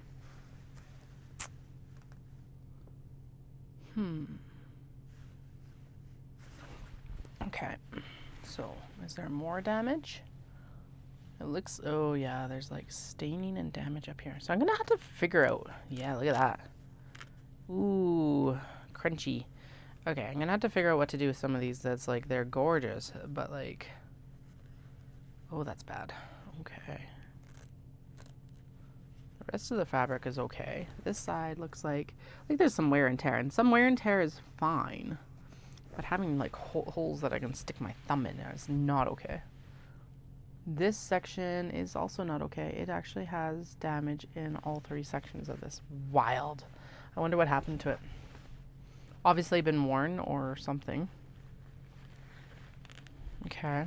And then this section is okay. So I think this is going to end up being a kato because basically 2 pieces of it are good or good enough. I can make it work. And then maybe I'll trim up the rest of it and it will become remnants that someone can buy for whatever projects they want. Or I'll keep this excess for stuff like making the wallets and things that like, yeah. Because yeah, I'll trim that down along there. There's a nice kato motif right there. Even if it doesn't get, ooh, all of the embroidery threads are just like loose in the back here. Embroidery? Weaving. This is woven. It looks like. I say that so authoritatively, I don't know. I just work with the fabric after it's made. Okay, I'm gonna pull. Yeah, I'm gonna pull the interfacing because that will actually help with slowing down the damage that has happened, hopefully. But that's what I mean. Like, there's some of these things that you just cannot see until you actually open up the Obi. Most of that motif on this one is good. I'll basically just cut around the rot. So we'll have 2 pieces of pink. So maybe what I'll do is I'll do them as like the fronts of the bag. And then we can do the, yeah, and then this one is not going to work for anything. Unless I like fussy cut around it. I could fussy cut around it and make one of the zippy clutches or something. That would be fun. And then I could do that with this floral as well. Oh my goodness, I'm sorry, my phone totally froze there. My webcam is working. Hello, collab cam. Hide. Show. Close. Lovely. Okay, well, anyway, so I could like fussy cut these red florals out and then I could actually do something with them maybe is what I'll do. Okay, let's pull the interfacing. Oh.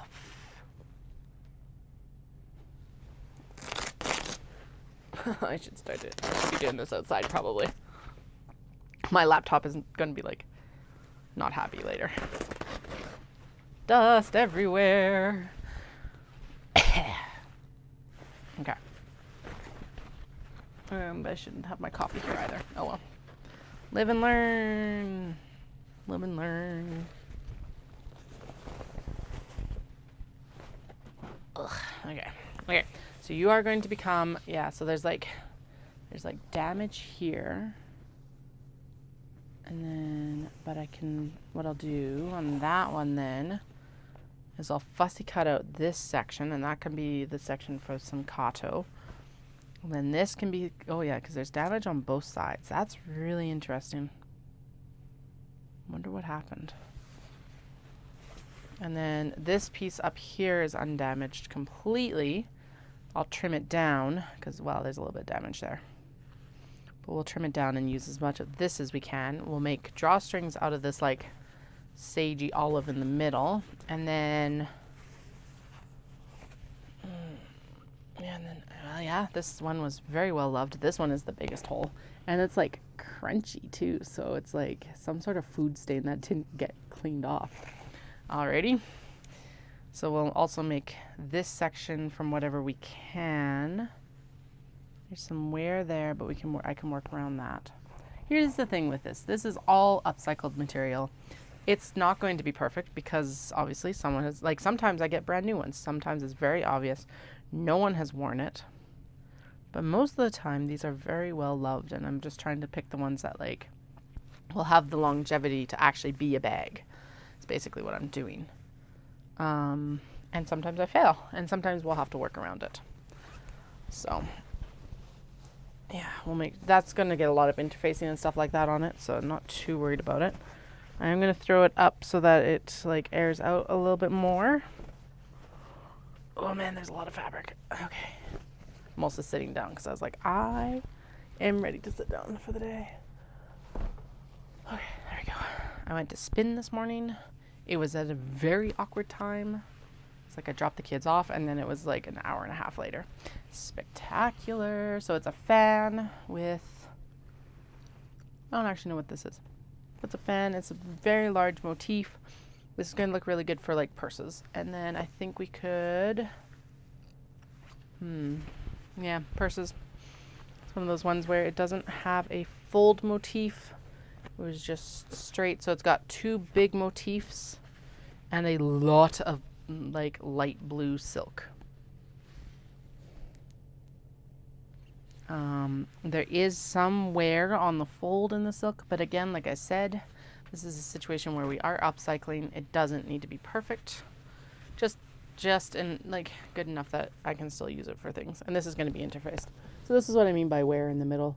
It's worn thin, but it'll be interfaced and it should be fine. Because it's also going to be like fusible interfacing. Is this something I'm going to work with right now? No, it needs to be purses. Okay. Back into the cupboard with you. I'm sorry. Not really. There's enough fabric here to work with. This one's really cool. It's a very large motif. But it's also got like these little like scallop edges here. It'll make a couple of really gorgeous wallets. I'm not going to focus on these wallets today because I'm thinking it needs a different kimono lining. Yeah, than what I have right now. Okay, so we'll pop it back. Actually, I do have a gray, so that would be okay. But this looks like it's probably embroidered instead of woven. Maybe. Who knows? Who knows? Not me. May as well pop the interfacing out while we're already here. Let's see. What is it? It is embroidered. Oh, and that's cool too. It's like... Okay, that makes sense. Because so the cloud motif that kind of surrounds the floral is like woven in. So it's got this different section right here. I don't know if that's coming across because all I'm seeing is a very bright orange. But anyway, and then these, it looks like the florals are actually embroidered from what I can tell on the back.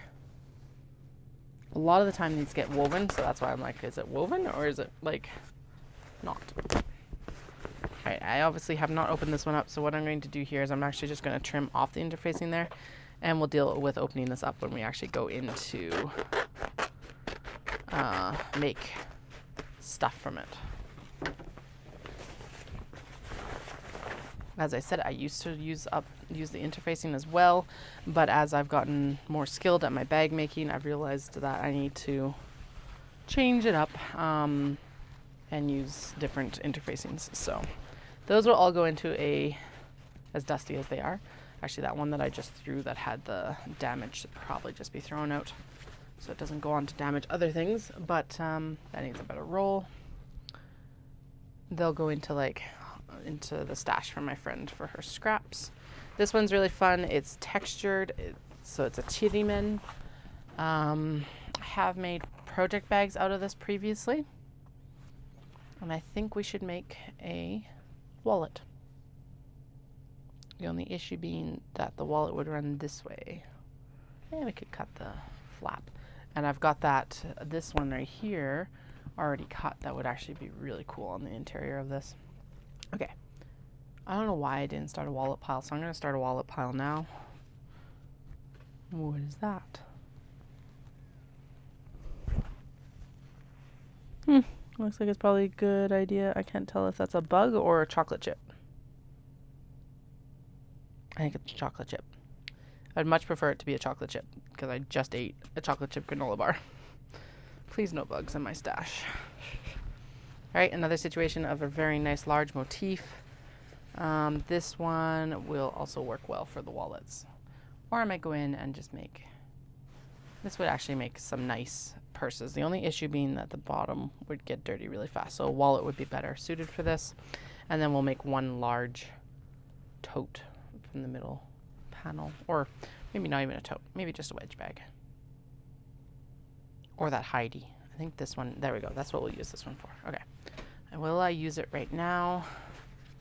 I should, but I'm not going to, I don't think. I'm not even going to use everything that's actually hung on the doors right now. This is more just, like I said, we're doing a toss. I'm reacquainting myself with what I actually have. An assessment, I would say, just to see if, like I said, if I'm going to Japan in November, if I'm going to pick up more or not, basically. It is a bunch of goldfishes. This definitely needs to become a Kato bag. It is going to get a gray bottom, so it doesn't look completely Halloween, though. It'll also become wallets. This one is a large all-over motif as well, but in such a way that I can also cut Kato from it, I think. This would be just a fun wristlet, like if I just cut and lined. So let's do some stuff like that, too. Does it have an interfacing I need to pull? No, so this one doesn't have an oh, it might here.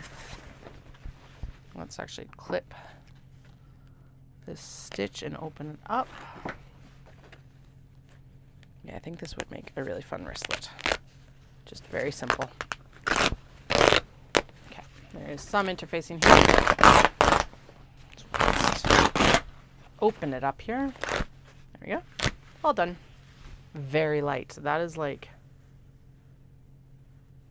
maybe muslin level. So that tells you also how much body this actual silk has too. It's quite heavy compared to like a lot of the other ones we work with. Okay, and then yeah, I'll get some smaller hardware and we'll make like a tiny 1/2-inch leather strap for this, for the wristlet, because that would look really good.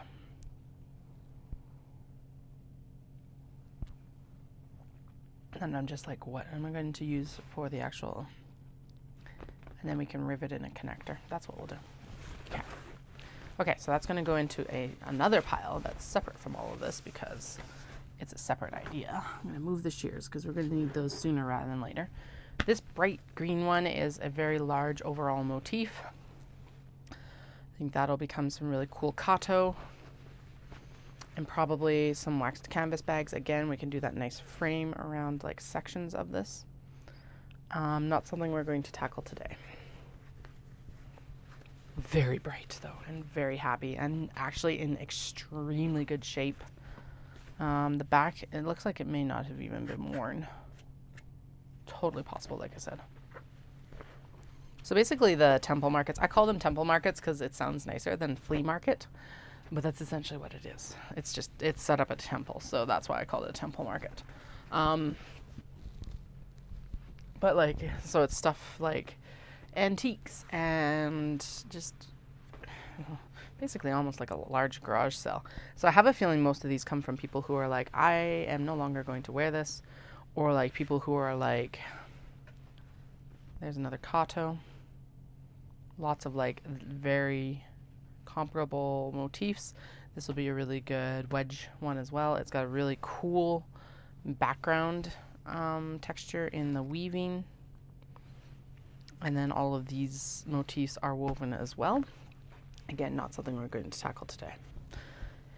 Anyway, so but yeah, I'm pretty sure it's like this. It's like antique dealers, and then there's people who just go there to sell. There's hand makers, obviously, because that's where I go see Natsumi for the charms.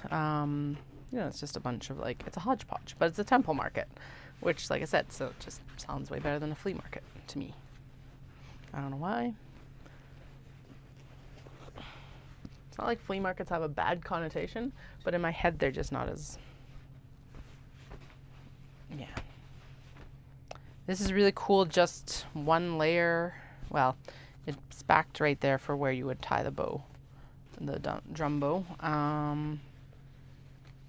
It's got a very rustic hand-woven kind of texture to it. It could be hand-woven for all I know. It probably is a cotton or cotton poly blend. Definitely is. It's got a very interesting texture. Kind of,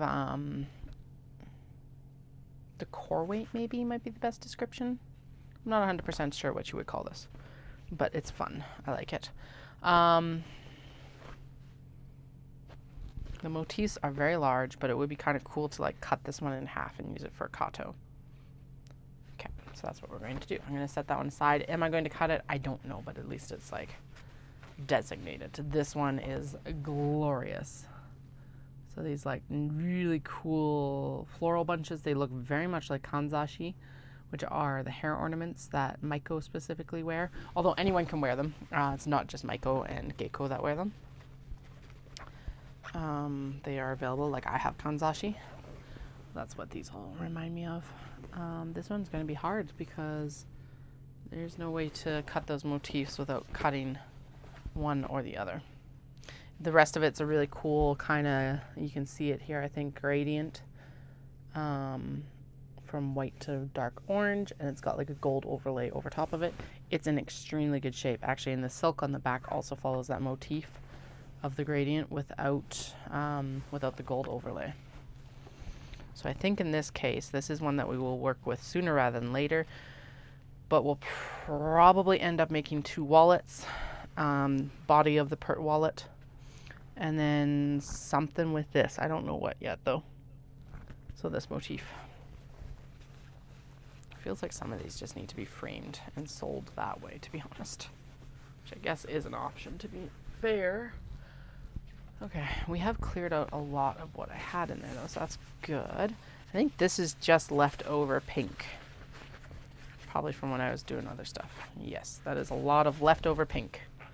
Sweet. Okay, so this is good for like, this is actually really good for making pockets for the kato and stuff like that, because it's going to be this very similar or the exact same width. And it is like sturdy enough and light, but light enough at the same time. Feels like it's probably a poly blend, if not polyester. This would also be good probably for actually making card pockets for some of these. So we're going to keep this out for now. Actually, no, I'm going to put it in the spare fabric shelf that I kind of have going, and then that'll be there for later. Okay. This is another one where it's the motif is very large, super gorgeous. This is going to be some good kato. I just got fabric dust in my eye. Surprise! Surprised that didn't happen earlier, to be honest. Yeah, kato. And maybe we'll just throw everything to the wind and do a... Actually, this might fit into the mini cut really well. Where did I put those now? I know... Oh, they're over here. Okay, they're right behind the door. 1 second. Let's see... It's kind of directional, but honestly at this point I'm just going to ignore that. And then this, okay, so this is too wide to do a cut on the fold. So it does have to be along the length of the obi. But that would look really good, to be honest. I don't typically use the actual motif for the wallet, or at least I haven't yet. I say as I've made like 4. That's not really a good judge. I didn't think I would be cutting on out of the motif, but really when it's like that much motif, I may as well. This one is super interesting. It's kind of like an overlay. I think that's been printed on. Yeah, because it doesn't have a backing. And then like there's this embroidery stitched into it as well. But it also is showing damage in the... Oh no, so those sections are woven in. They're just kind of like picked up off the top, and that's why it's damaged. So I'm not 100% sure. This could be used maybe for some pockets, might be the best option for it, or like a lining. Although it'd be really shiny for a lining, so I don't know. For now, we'll set it aside. Because yeah, there's a lot of fabric here that could still be used. It's just that the motif itself is damaged. So I don't know what you do in that case, right? Like, again, it's also very much out of my wheelhouse. I don't know what I was thinking when I purchased it, but you know, something different at least. I think this one is gorgeous, but also massive. Yes. Yep. Okay, so this is all like big fans. Like larger than my hand fans. Like I said, I was going to cut Obi and Kimono today. We're totally not cutting Obi and Kimono today. We're just going to go through and admire the Obi and Kimono and think about what they're going to become. And then I don't know when we're going to cut the Obi and Kimono, but you know, eventually it'll happen. Okay.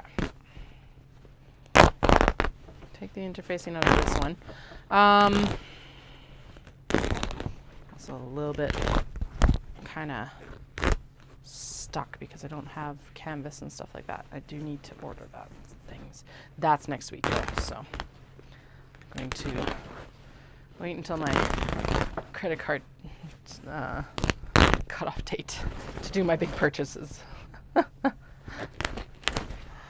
So there we go. Also, I will be doing so I had said that I was going to do like a mid-May update. Then I said, no, I'm going to do a June update so we can get all the Kato done. No, we're going to do a mid-May update because I was sitting there last night and I was like, or yesterday or a couple days ago, and I went, oh, crap. There's all those large box bags. So we're going to go in and photograph those so that I don't have to photograph large box bags and all the Kato bags as well. Which to me sounds like a lot more pleasant of a task. So that's probably something I'm going to work on over this weekend because realistically I can be on live stream for it, but it's also a good task to do when the kids are home. It's supposed to be nice this weekend, so it's something I could do outside. I think it's supposed to be, I say that and I'm like, is it actually supposed to be nice this weekend? Oh my god, my computer is covered in kimono fluff or obi fluff. Let's actually check what the weather's supposed to be this weekend. I did RSVP. I RSVP'd late, but I did RSVP for that birthday party for my eldest too. So we got that this weekend. I asked about presents. They're like, you don't need to worry about it. And I was like, okay, donations. And they're like, nope, but I like that idea for later. I'm like, absolutely zero judgment. I just know it's a trendy thing some people are doing. Okay, it's supposed to be 12 and 10, which is going to feel absolutely glorious after the BS weather that we've had this week. And it's supposed to be like low 20s by next week, which means we can start taking the top off the Jeep. Anyway, so I definitely can work outside this weekend. That's what we're getting at. These need black canvas, but they are 100% going to be Kato. I am going to put it away though, because we've already got a lot of Kato waiting there, and as much as I'm like, it's okay to be overzealous, I don't want to be having to sort this out later. Yeah, okay. So anyway, so we got a little birthday party to go tomorrow. I did not do anything insane, but I did get the book. I keep talking about it, but I got Cat Problems just because I think it's hilarious, and both of my kiddos have really enjoyed it, and this little kid is like the same age as my eldest, so I think they'll really enjoy it too, or at least I hope so. Like, it really doesn't matter, I guess, in some ways, but I figured that was a good gift, was a book. So, because usually, although toys are more fun to get, I just remember being a kid and always loving to get presents, so I'm like, yeah, we'll do a present. It's not, whatever.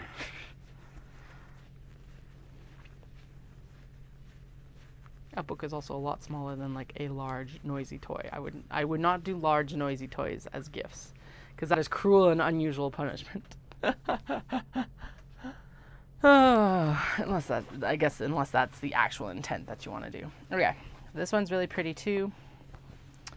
Not something that we're going to work with today. The motif is very large. It is very shiny, which is actually showing up on the camera. It looks like pretty well. It is a light pinky peach behind, or honestly a like very light white skin tone. Yeah, and it's got like peachy flowers on it, or salmon flowers. I don't know what you would qualify this color as. I count it between salmon or peach probably. It's pretty, but not something that I'm interested in working with right now. Yay, easy to pull out. Yeah, books are a good gift. I was a bookworm as a kid too, so it's like that would have been an amazing gift for me. Okay, we got two more to assess, and then I don't know what we're doing. We'll do something. All right, really huge motif again. Very interesting motif. This will be, and then it's got like a textured orange back. So in this case, I really want to use, the first thing that popped into my head was a kato, and probably what I would do is I would actually cut one motif and then use the orange on the back and basically do a two-tone kato. Mostly because this just matches the tone correctly too. And then hopefully, so probably cut it so that I get at least one of these like full shell motifs. Yeah, that's what I would do. You can even see that like that's what they had to do for the top of the obi here, or the bottom of the obi, is they had to cut it. So it would be cut like right here, and then the next section would have that next bit, blah, blah, blah, blah, blah. And then, yeah, the back here has like a hexagonal, oh yeah, you can see that a little bit, kind of like motif embossed, woven. It'll be woven, but like it's like very subtle. So this would be like the back piece of it, and then this will be the front piece of it. Yeah, I think that'll work. Again, I don't want to overcommit or be completely overzealous. We've already done that. Even though I said, so the 20 feet at Dawson Creek was an absolutely amazing idea. 100% helped, it needed to happen. But I didn't have more. Like there was, like normally I have a massive stock of stuff, right? Underneath and everything like that. And there was no extra. And there was even empty hooks. So I was like, I am kind of effed for Knit City. So,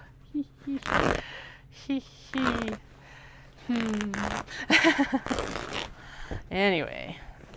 Oh, this is super interesting too. Alright, so very large motif. This looks very much like Singaporean or Indonesian almost. I don't know.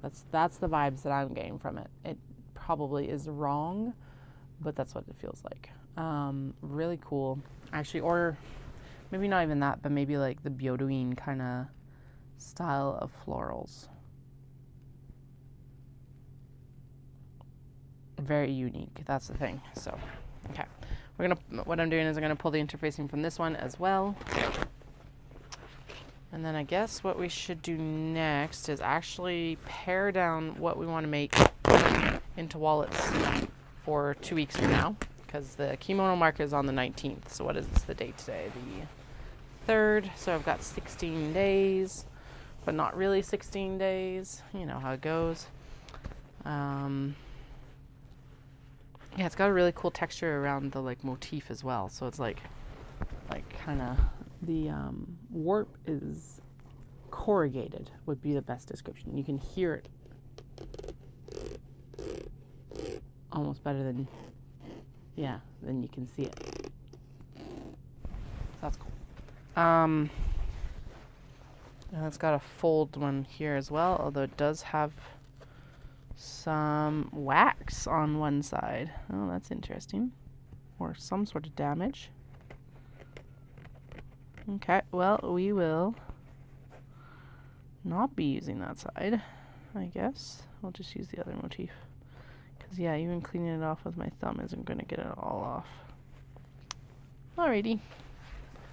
Okay, so I think most of what we're going to work with for the wallets is actually on the doors.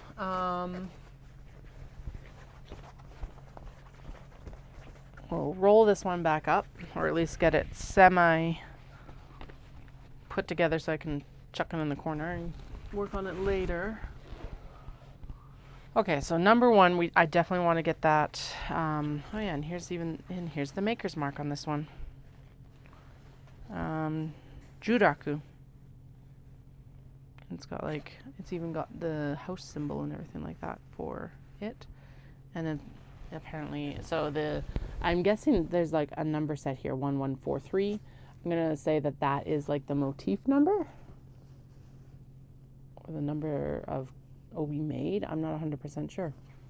And then it's got the artisan mark, I think is what I would call this. And then it's got the actual name, I think, of the artist, which is Juraku, or the like studio or something like that. I'm not 100% sure what it refers to, but it's super cool to see. This one is very frayed on the bottom here. So their stay stitching when they took it off was probably, yeah, you can see it. Their stay stitching didn't stay very well. All right.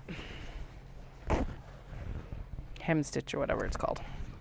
Sweet. All right, so let's choose our poison today and see what we're actually going to make, I guess. Okay, I'm going to roll this so that one thing I try to make sure of is that if it's embroidered like that, the backside of the threads actually gets put into the roll so that they don't get caught and damaged, which is part of why I roll it. Now I do have a hori down there. I do also have another kimono and obi that I wasn't originally intending to be a display piece, just so I could like show stuff off without when people ask questions, because obviously people have questions. It's awesome. But let's see what's in here, and because here's the thing, is dressing the mannequin all the time would be annoying. It's got a very pretty little sparkly woven in motif, and then a very pretty demure obi. It's kind of a mauve with gold highlights, gold embroidery as well, and I think it looks really good together. This is from a secondhand store in Tokyo. And then I got the obi-jime, which is the belt that goes over top of the kimono obi. And it's really pretty. And then the thing to go over top. So it covers all the like ties and everything like that. And this just tucks on the top of the obi. But I don't think... Oh, and it's not even an obi I know how to tie. Okay, there we go. That's decided then. It won't get used today, but it is getting incorporated. This one has like plum blossoms and bamboo. And it's like, it looks like an obi a woven interpretation of an ink painting. There we go. That's what it is. And now we have this absolutely spectacular amount of very dark green obi or kimono to use. So the kimono here, may as well put it on while I've got it here, because it's very wrinkly. All right. It apparently didn't store it very well. The kimono is super easy. Usually you have a base layer under this. This one's actually lined in cotton, which is very interesting. Usually it's lined in like a silk or something as well. Okay. Where am I? There we go. Yeah, and then it goes left over right. That's right. Right over left would mean that you're at a funeral, or you're dead, basically. Flip this on the exterior edge up here with me. So you put it on like this. Okay, it just smells like Japan. And then you would have a bunch of ties under here to hold everything in place. And then the obi goes over top and places it here as well. I'm going to turn the camera up a little bit so you're not just staring at my gut. And then you tie it all together. Now, and then it also gets like, obviously I've got a hoodie on, so this is not the practical outfit to put on. It'll end up being like popped up here and open up quite a bit in the back. Now, the difficulties I always have is I am quite a bit broader. And I've got more curves. So when I wear a kimono, I very much have to have a lot of the flattening instruments. They basically bulk up your middle, and then they put the obi over top of it, because the obi is very much, or the kimono is very much built for a cylinder. So basically they flatten it out so that you don't have boobs and you don't have hips. And actually this one fits me better than a lot of the ones that I have. But even when I bend it down, yeah, it splits at the bottom. So it's too small for me. Let alone the fact that also my height can be an issue too, because technically you're supposed to be able to like pull this up when it's like closed, and there's supposed to be a fold under your obi. So like there is no way that hits like mid calf. So that's not cool. Too short. All right, let's get out of that. It's warm. Phew. Anyway, that is going to be a nice set of pockets for well, quite a few of these. So that actually might look, it's going to look really good in the rainbow one, now that I've decided that that's what's going to happen, because of the colors. This one looks like it still has its stay stitching in too. I can't tell. Anyway, it's in very good shape. Secondhand shop as well, which is awesome. All right, we're going to work with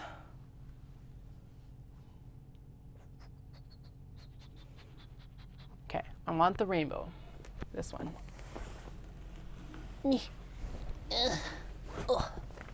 Come on, Obi. All right. So we're going to work with this one for sure. This one's going to become basically everything. So it's going to become a purse. It's going to become a set of wallets. And it will become some kato, as well as, if I figure out how to make that Heidi, we'll make the Heidi. Should actually see if I have the Heidi pattern here. The other one that would look really good is Swoon does a hobo bag that I have the pattern for. That might be a really good option. So let's just move some stuff around and see. I'm going to do a search here and see if I've downloaded them into the Ethel Laney hobo. I think, yeah, that's a different one. There's the Sheena. There's Sheena and there's Heidi. There we go. All right, all right, all right. I've got them both downloaded already. That's always good. And then, what's the other one that I was thinking of? We've done the Glenda, which is really nice, but not something that I want to do with these ones. I want to do, also the other thing is that the wedge bag seems like it's the most popular. The Glenda are also really difficult to transport and keep their shape. What was the other one I was talking about? The Heidi and the other one. I think that's all. Okay, so this one needs to be printed. I do think the Heidi is slightly too large, but whatever. Okay, let's go up, and I need to figure out where I need to print from. Page 7, page 8. Through 16. Oh, it's because there's two sizes. Okay, whatever, that's fine. 8 to 16. Okay, print. And then I'm sure I have a Swoon, like the whole bag as well, but finding it right now would be something else. The Sheena, that's what it's called. So let's just go in and do that one too. My skill levels have improved so much with the Sheena that I'm actually super excited to try that again. So let's try it again anyway. 16 to 22. Range 16 to 22. Print, and then I will go grab these. I was going to be like, I won't cut them out, but we might just cut them out too, so that I'm just done. Okay. More coffee so that I can think a little bit faster, hopefully.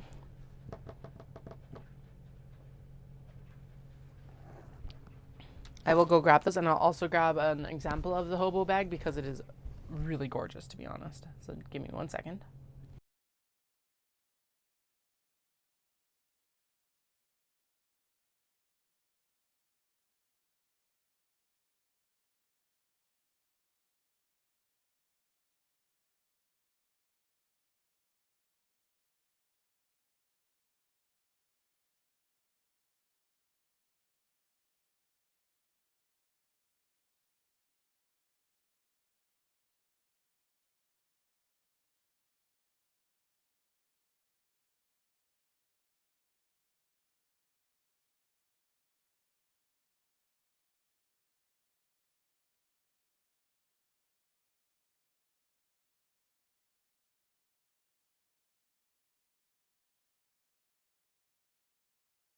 Okay, that looks like it's in a good spot. Yeah, and we got a good volume on the mic. Perfect. Okay, so yeah, there's the large clutch, which I think is a little bit too wide.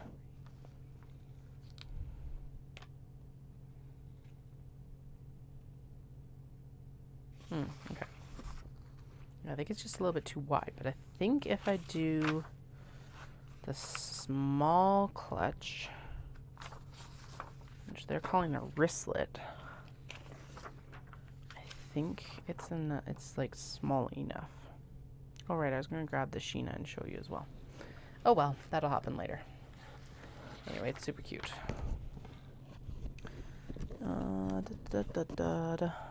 Is this the correct size? I never have an issue printing patterns from my phone for the correct size, but with the laptop, I have to make sure that they're sized correctly to actually be able to like print them correctly too, or to like have them cut properly. Okay, so looking at that, I think that that is probably going to be a satisfactory size. Ding. Ding, ding, ding, ding. Yeah, that's a good length. Then it'll fold over, and then yeah, we can just do a wristlet, because I do think I need to have some wristlets instead of just all purses, mostly just for a variety of costs. Well, the main reason. Back panel A. Okay. Oh, it is so dusty. I was like, why are my eyes itchy? But yeah, Katie, you just pulled a bunch of interfacing out of Obi, so that makes sense. Okay, today might just be a pattern cutting day apparently, but at least we got a whole tour through the Obi collection, so. Okay, that is that. For directional fabric, you can cut each exterior main panel at a slant by matching up the grain lines with the grain of the fabric. All right, I have at least 2 of these already printed and like done because it's got different zipper placements. With the Obi, I don't typically put the front inset zippers in though, because I don't want to break up the motif usually. Not always, sometimes I do, but on the occasion I don't, because hey, I'm the maker. I'm the maker. I can make the rules and I can break the rules when I know what they're supposed to be about. But yeah, that's the other thing, is like my understanding of interfacing since I last did this is far better than it was when I was doing these originally. So I think I think they'll be better purses. They should be better purses. Okay. All right, so I think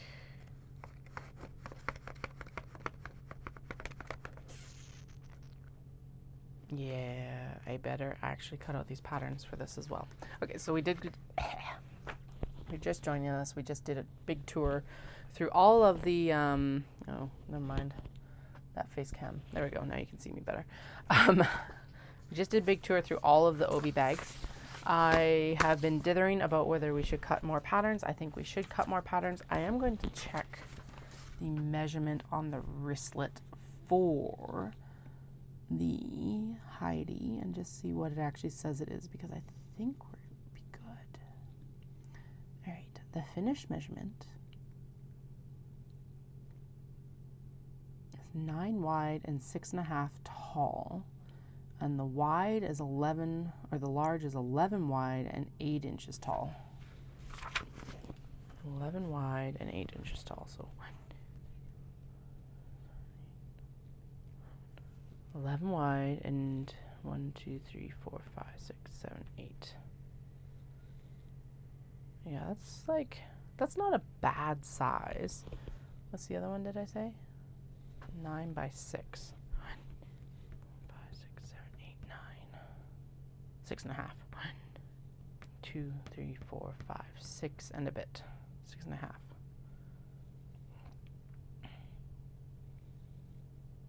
Yeah, I think we do the smalls. Yeah, I think we go small.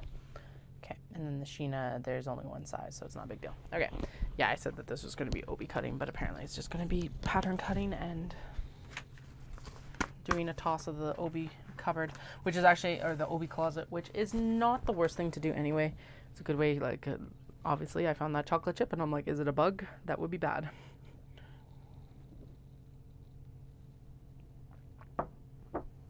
So, what am I doing? I need my crummy scissors. There they are. They're not bad scissors. They're just, well, okay. They're cheap scissors is what it is. And they are my original fabric scissors. So they have been well loved and used. Now, so the Sheena ends up with a gusset. And this is why I keep a lot of the solid fabrics from the actual like Obi and Kimono. Or the Obi, at least once I've cut it off, because gussets. Well, originally I was going to use vinyl, but the vinyl I got was not, it was like upholstery vinyl, so it had fleece on the back, which, like, that's not going to cut it, haha. Anyway, so that's why we're going to use, I guess we could use waxed canvas on the bottom too, but that isn't quite the look I'm going for with the Obi bags. So I think we're just going to interface and use the Obi/Kimono fabrics. All right, so this looks like it is mostly straight lines, but it is not. Interesting. All right, let's cut this side of it, and then I will take the scissors and follow the line, I guess. Okay, that's a very large gusset. But anyway, yeah, my understanding of what interfacings actually do now is way better. So these purses, the first round did not turn out bad, but now my understanding of interfacing is also going to help me, like, it's going to be less of a battle to get this to come together nicely as part of it. So that's the main thing, is that the battle to get this done will not be the same. And now that we're using fusible interfacing, because that's part of what I battled last time, is I wasn't using fusible interfacing at the time. Refused to. Didn't want to have to buy more when I already had perfectly good interfacing in the room. No, no, no, Katie. No.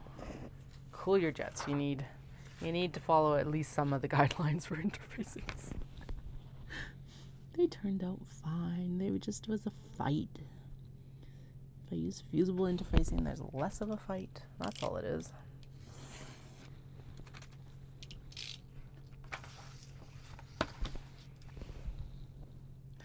Ding. Okay, that should be a straight line there.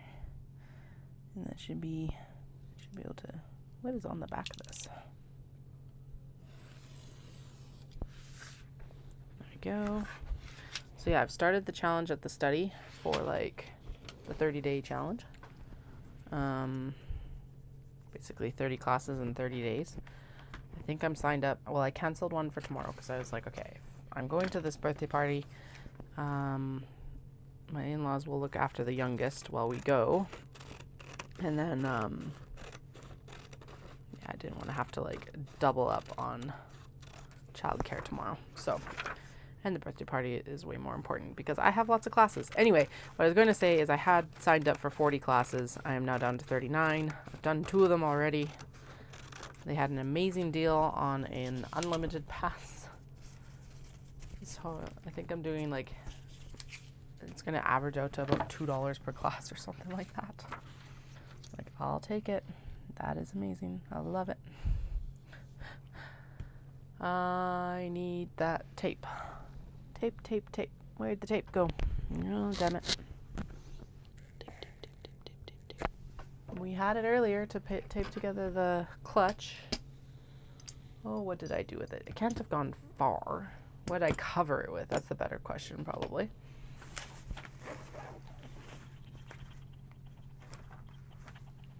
Did I just pop it behind?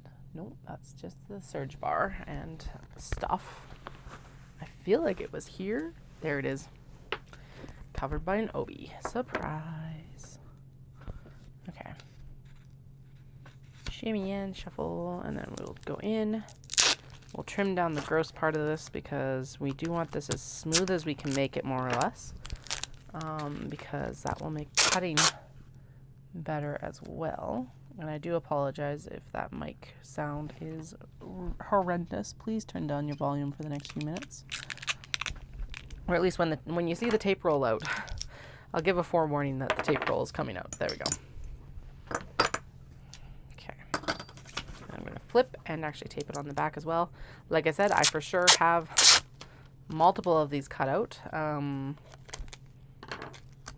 Where they are is the other question though right now, so who knows.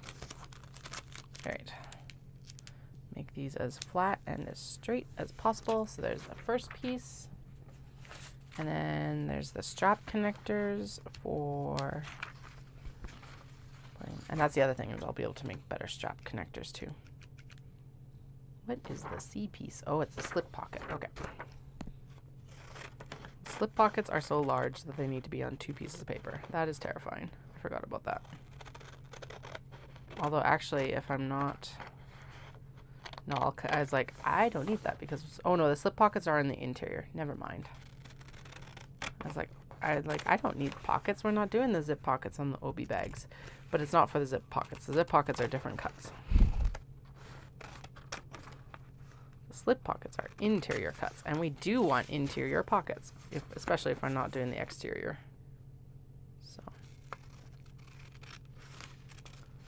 Okay, now this is where pattern envelopes do come in handy.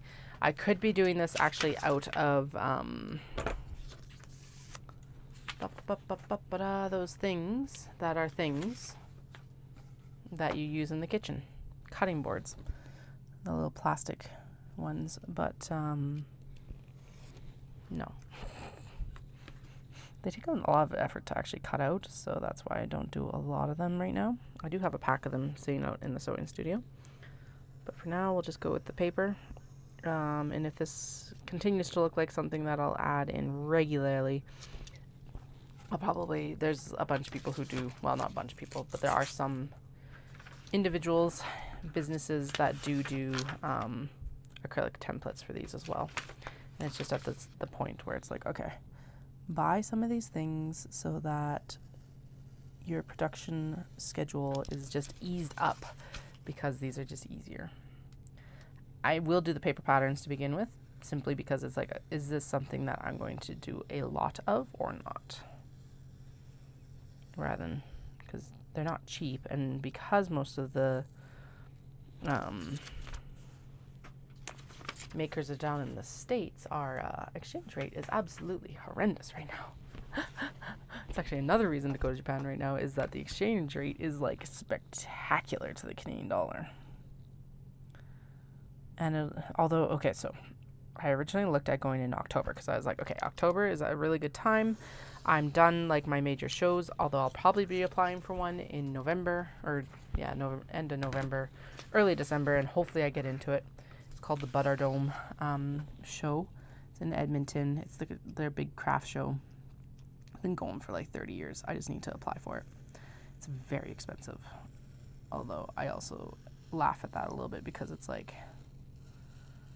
well, okay, it's not very expensive. Well, it is. It is expensive, because it's basically what I'll be paying there for a starter booth of 10 by 10.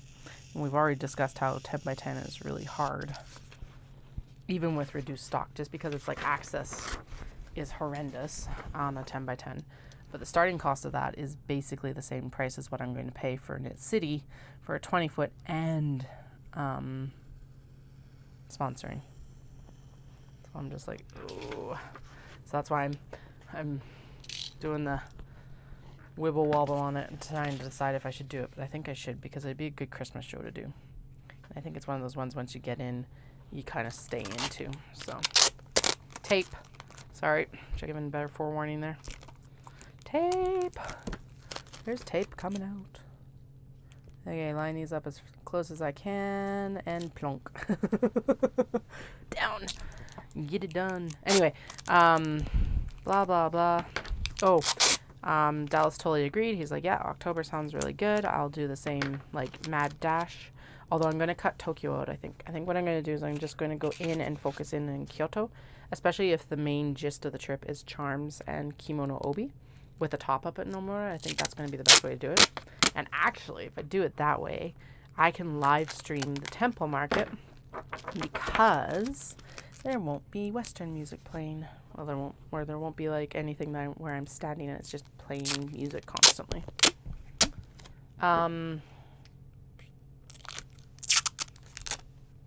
But then, yeah, we both agreed, hey, October works really well.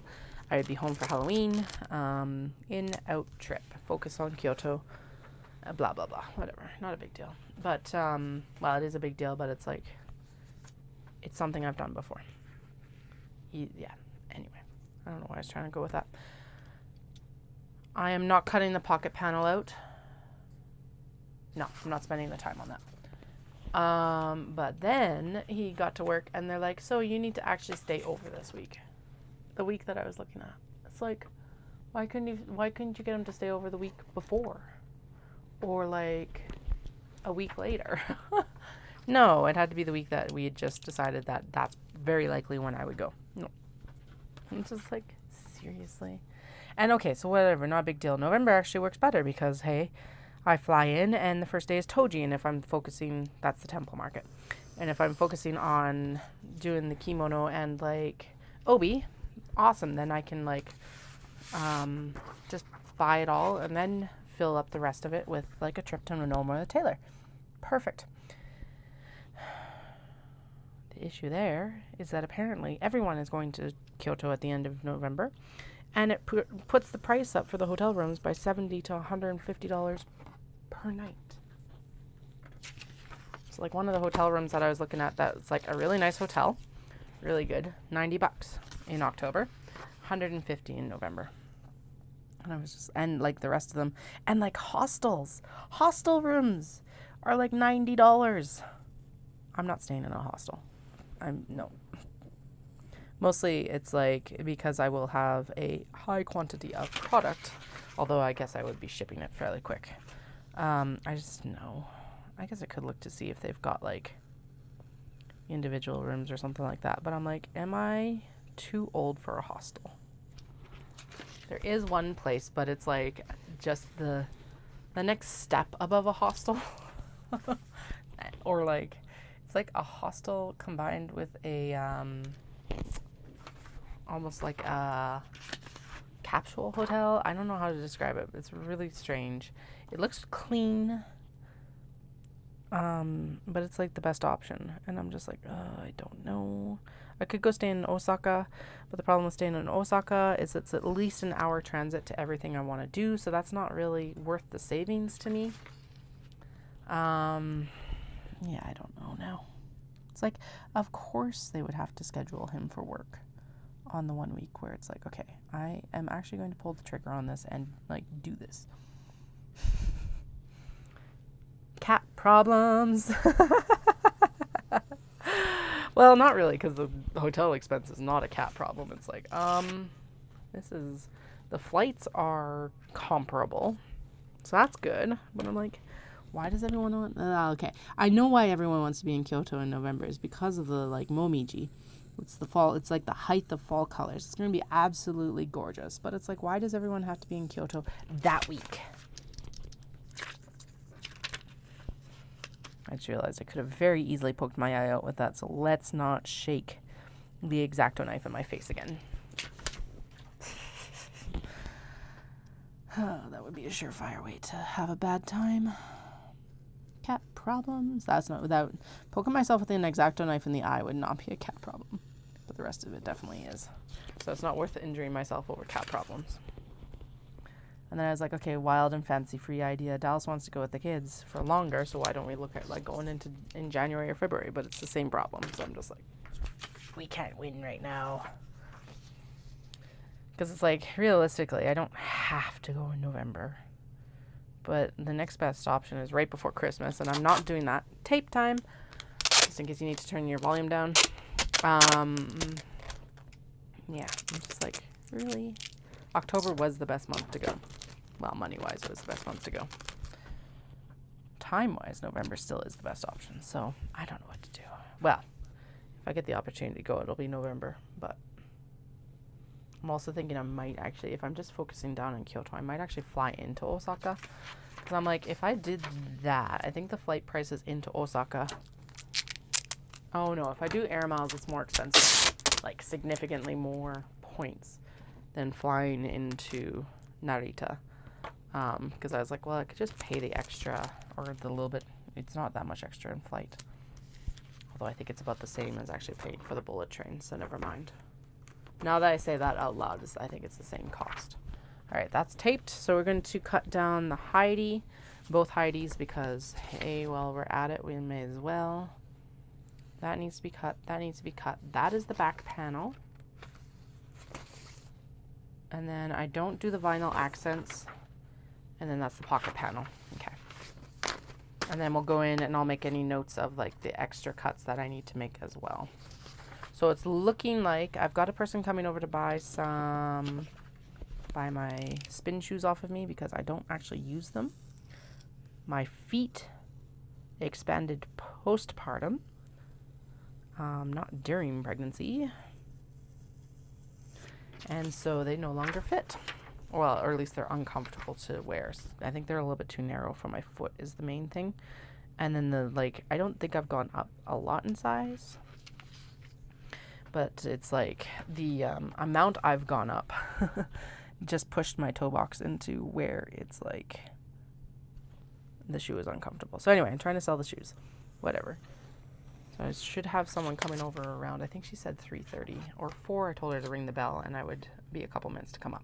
Just as a heads up, when the bell rings, I need to go upstairs. Because you need to know everything going on in my life right now. Anyway, yeah, I gotta decide now if I want to do... I think I am too old for a hostel. But it's like even the Comfort Inn in Kyoto, which like is like $90 in September, is like $250 in flippin' November. And I'm like, it's a comfort hotel. Now, comfort hotels in Japan are amazing. They have amazing breakfasts and like super comfy, blah, blah, blah, blah, blah, blah, blah, blah, blah. But it's like, seriously, I'm not paying $200 for a comfort hotel. Especially when there are other options for cheaper than that. Although the placement of the comfort is quite good. Because it's basically, I don't know, I think it's like a 4 or 5 minute walk from Toji. And like the other place that I was thinking for October that I was going to like splurge on because it was a little bit more expensive, but far more convenient, is right across from Nomura Taylor. But they've gone up to like $100, which is not what I want to spend my money on. I prefer to spend my money on fabric. That's the issue that I'm having. Also because I didn't think I was going to make it this year, and now it's looking more like I'm going to make it. I want to make the trip as cheap as possible. Because, like I said, I was pretty happy with not going until February 26th. But I do think some small stock-ups are required now. I don't know. Plus, I really do want to go because one of my friends is in hospice there, and I would like to go see her because I have a feeling if I wait until 26, that's going to be too late. That's actually one of the other big reasons. Because you could rightfully say, Katie, why don't you just save up and wait until 26? And that is actually the main reason to not wait until 26. So I don't know. I'll figure it out. I'll not stop complaining about my cat problems. That isn't... Hospice is not a cat problem. The rest of it is. Maybe I'll just suck up and splurge on myself and get the fancy hotel. It's not even a fancy hotel. I got so spoiled going in 22 because it was like, everyone was like, we're open again. We're going to have such good like deals. And so I got like a $450 a night room. It was more expensive, but it's like right on to Kyoto Station. And I got for like $150 a night. And that was a decent enough deal because of the location. It was a very fancy hotel. And it was 2 nights. So I was like, okay, that's where I'm going to spend a little bit of money. It was also the first stop. So it was like where I was going to end up dealing with most of my jet lag. It had an amazing tub. But yeah, now it's like $450 to $500 to $600 a night. I'm like, nope. Especially going just by myself. Maybe later. There we go. All right.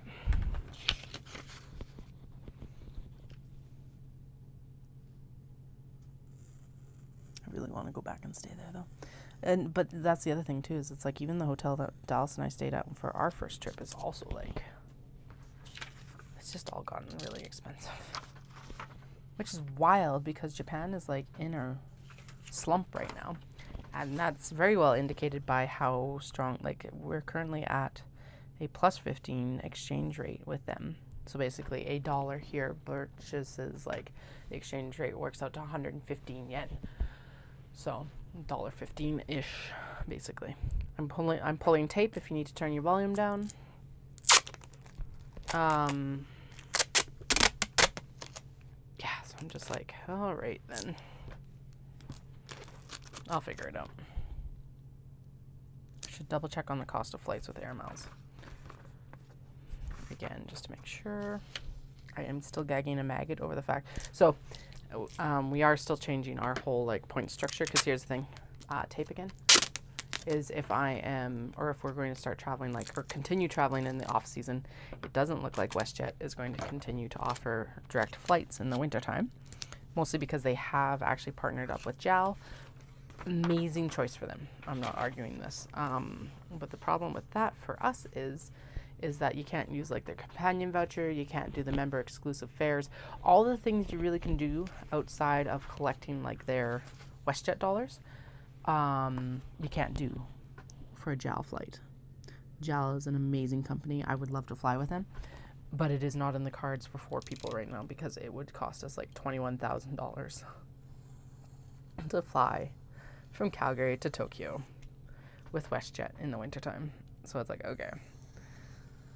Air Canada still has at least a decent cost. So I told Dallas we really have to get on the whole collecting of the Aeroplan points, because even if we only book a couple or one flight with points and then use air miles for the other 3 or something like that, I think that's what's going to have to end up happening.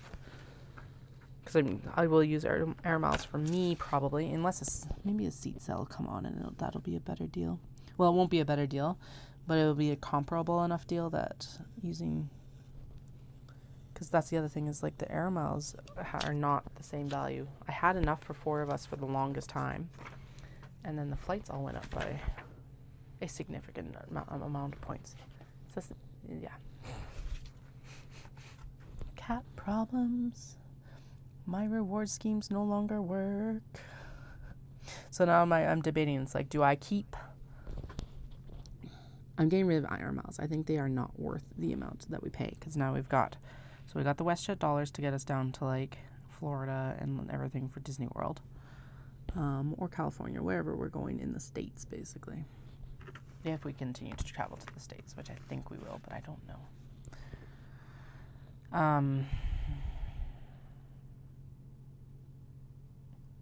I guess it depends on what ends up happening in November, actually. Let's go with that. Okay, that is actually exactly on all the lines. Sweet. So let's do this and down here. Anyway, that is the best way to travel for all of that. And then I'm still leaning towards we should get Aeroplan for Japan. Because here's the thing, we're very rarely going to fly within the period that WestJet actually has their direct flight set. Maybe in the September time period, but that's going to be more rare as well. Oh, okay, apparently I did not have that exactly on. So I think, yeah, we'll split the difference between Aeroplan and WestJet, and basically just hope that Air Canada eventually brings back a direct flight from Calgary, because they used to have it. The wild one to me is they still have the direct flight from Toronto. So they used to have, well, basically that was the flight that you would get on to go to direct from Calgary to Tokyo. But now it's just a direct flight completely. They don't even stop in Calgary. But it's like, I was on that flight one time. It was kind of cool because it's like, oh, this is the flight number that goes to Tokyo. And it still flies. And I'm like, okay, so just like start stopping in Calgary again. That would be amazing. Like I said, all the cat problems right now. I am annoyed about the October to November thing, because it's like, that's so annoying. November is still the better dates, but come on. Why? That's like, well, they gave him a lot of time. Realistically, they did give him a lot of time and like heads up about the audit. At least it wasn't like I had booked it and then they're like, hey, you gotta stay over for this audit. At least, well, I'm not going to be booking this for a while anyway. I am going to watch for sales because that is still the smarter way to do flights. And I'm actually going to watch to see because they did last year with WestJet have a special from Vancouver, and it was like $630 round trip. Unheard of. I've always paid, well, unless it was on sale. So I've only very rarely paid under $1,000 to go to Japan. Like that, and that was a killer deal. No, that was also from Calgary. But I'm like, I am 100% sure I can get a very cheap flight. Like a cheaper flight from Calgary to Vancouver and then connect to Japan. So I will watch for that sort of thing because who knows? Maybe I'll get lucky this year. It was like that sort of situation of like, do I need to go back to Japan in the fall last year? Because that would have been cool.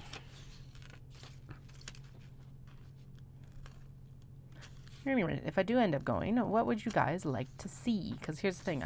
I think I can probably live stream the actual like temple market. So that's going to be fun because then you can come along and see me selecting these kimono and obi, at least sections of it. I will not be able to do I'm just not even going to try with Norma Taylor because I do eventually want to, well, I'm working on slowly getting those subscribers up. So hopefully at some point I can monetize the channel. And I don't want any dings against my channel. So I'm not even going to try with Norma Taylor. I will still film in there, but it'll be a post later, like after I'm home sort of thing. I am thinking that I will still work on getting the like snacks. I know Dallas won't be with me, so it won't be quite as fun. I guess the question is, do I do those live or do we do those recorded as well? Well, I'll definitely do them in Japan. The jet lag is going to be insane, but that's okay. Actually, that is one nice thing is the temple market, like Toji, is the first day, so that'll be something to like get up and get out for. But yeah, I am open to like suggestions if there's something that you're like, oh my god, I want to see this. I could do something like live streaming Fushimi and Inari, which is the big shrine that I will go to and do my prayers at. It's basically like a business success shrine, and hey, something's working, so it's like it's not gonna hurt. That's for damn sure. That's always my opinion on these. So Japan is, most people will say that they are secular, but they've got a very interesting like mix of religions. So their main one is, or their main two, kind of like their main one that they subscribe to for everyday life is called Shintoism, and it's like animism and a little bit of, yeah, animism or whatever it is, where it's like things are imbued with spirits and stuff like that, and gods, all of that. I think it's animism, but anyway, it's what's represented in popular culture with Japan, like Inuyasha, anime and stuff like that. If you're more familiar with like Sailor Moon, Rei and her grandpa were like Shinto shrine caretakers. There we go, carekeepers. And it's kind of like, yeah, these things are imbued with the spirit and all of that. So when I say Fushimi Inari Taisha, it is a shrine, and it is imbued with the spirit, or it's where you go and like pray for business success from Inari, whose messengers are the foxes. And then all the gates, if you've ever watched Memoirs of a Geisha, that is actually a real location, the like gates that she's running through at the end, that is Fushimi Inari Taisha. And I'm going to pop this off, and I need to actually get a new blade on here. That's Fushimi Inari Taisha, and basically all those gates are sponsored by businesses. Yeah, and like anyone can go sponsor a gate there, which is super cool. So yeah, so all of the backs of them have like the business. I should have brought I'm going to need my sharp spin for that. Or not sharp spin, but like the pin bin. And it's really cool because actually there is like gates there from the Showa period and all of that. So like you can tell when they were put up. So you have, I've seen Showa, I've seen Heisei, which was the last one, and then Reiwa, which is the current emperor. And it gives you the dates and everything like that they were put up. And then the other main religion in Japan, there's Christianity, and I'm pretty sure there's Judaism and Islam. Like, I'm pretty sure everything is there. But the two main that most people say they are is Shinto and then Buddhism. And most of the time the Buddhism is, if they're not saying they're secular, basically they follow Shinto practices most of the time, and then Buddhist practices for death and like funerals and stuff like that. At least that's what I've seen at a glance, sort of thing, and what I was kind of taught when I was there. So it's pretty cool.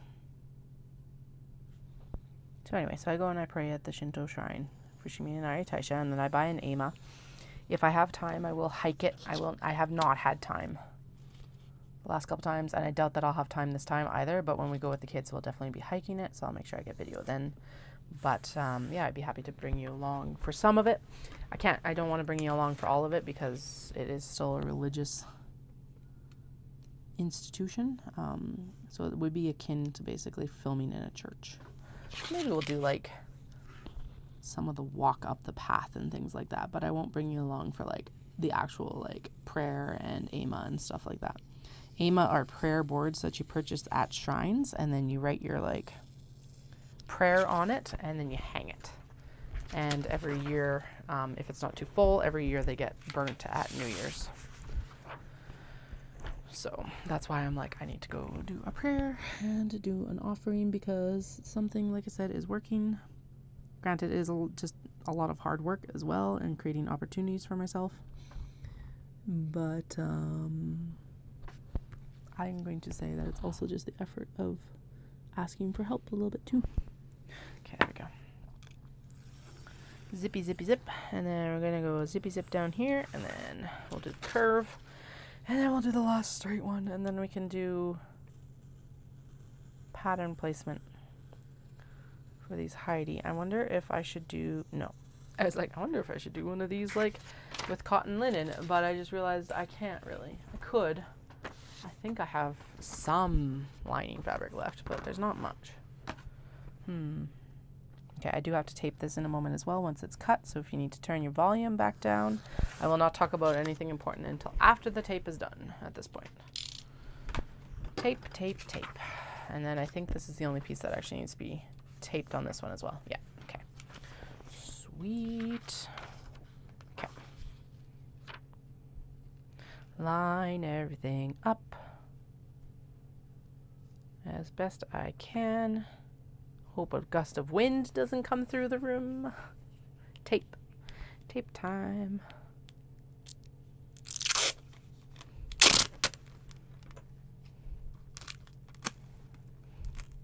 Yeah, so when I'm actually this is a perfect example. So Fushimi Inari Taisha is a Shinto shrine. Now I'm talking again. We'll get another piece of tape here in a second though. So I'll just actually shut up and I'll tell you it afterwards.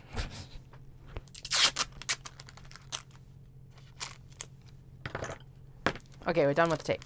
Anyway, so Fushimi Inari Taisha is a shrine, but Toji, where the temple market happens, is a temple, and is like based in Buddhist practices, whereas Fushimi Inari Taisha, a shrine, is based in Shinto practices. There we go. And sometimes they're on the same grounds. I'll tell you a story about that in 1 second.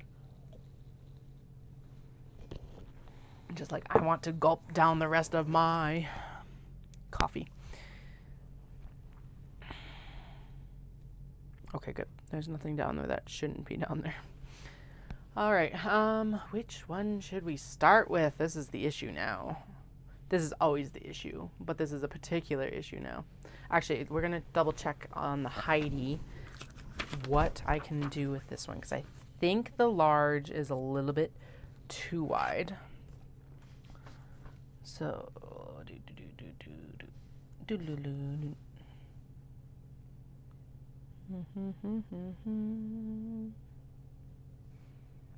although I think what I've done before is basically I've just cut it and then I've just been like, all right, and now you're going to do this. I need a second ruler. Damn it. I had a second ruler here.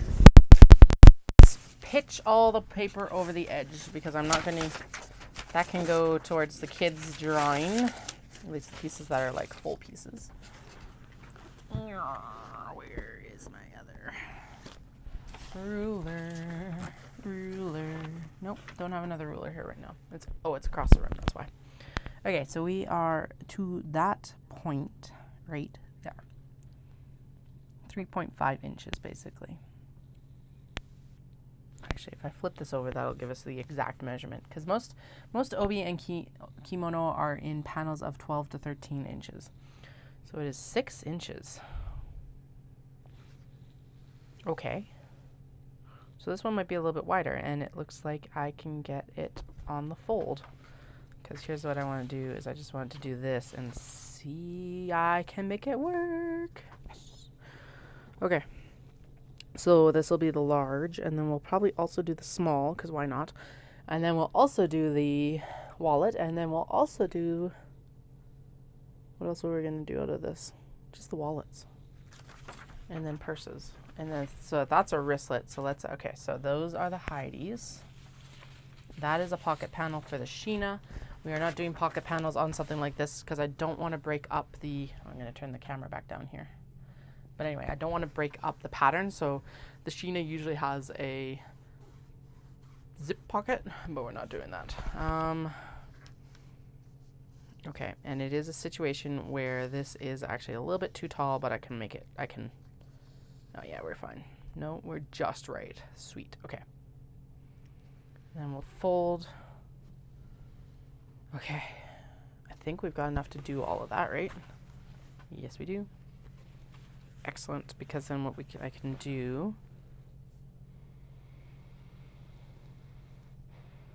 so the backs of these will be the blah-de-blah.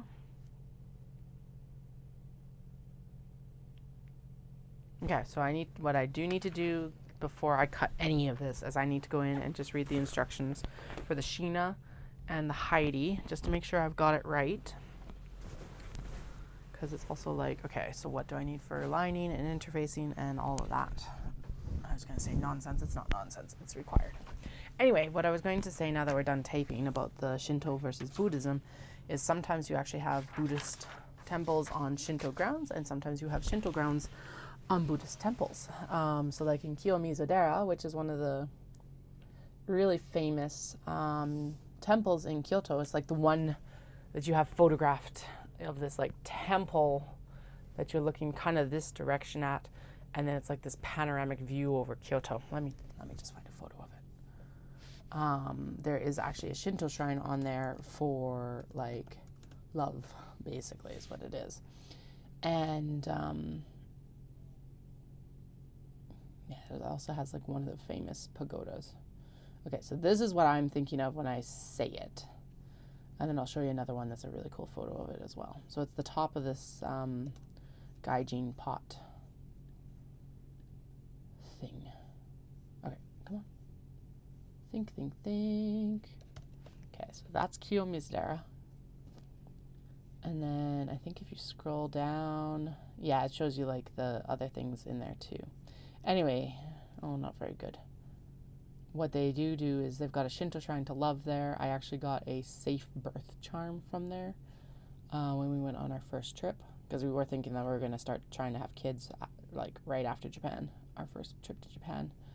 And this is probably the one that most people associate with Kiyomizu-dera. This is the pagoda.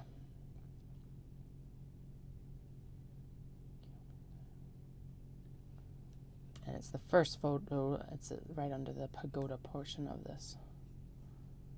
Ding, ding, ding, ding. All right, apparently YouTube is having issues.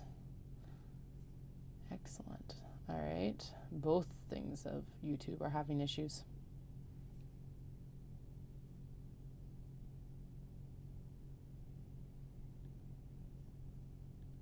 All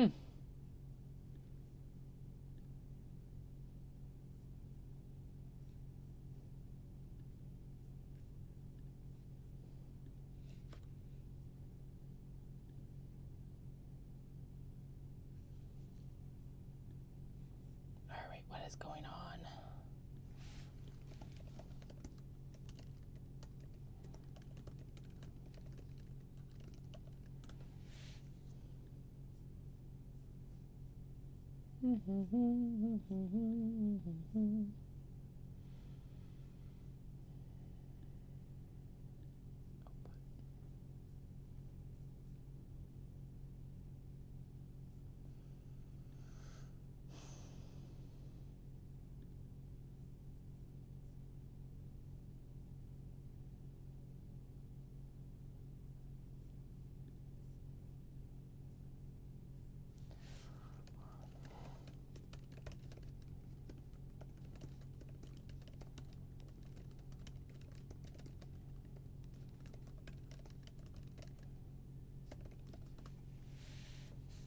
All right, if you can hear me, I'm going to restart the stream and I will be back in like 5 to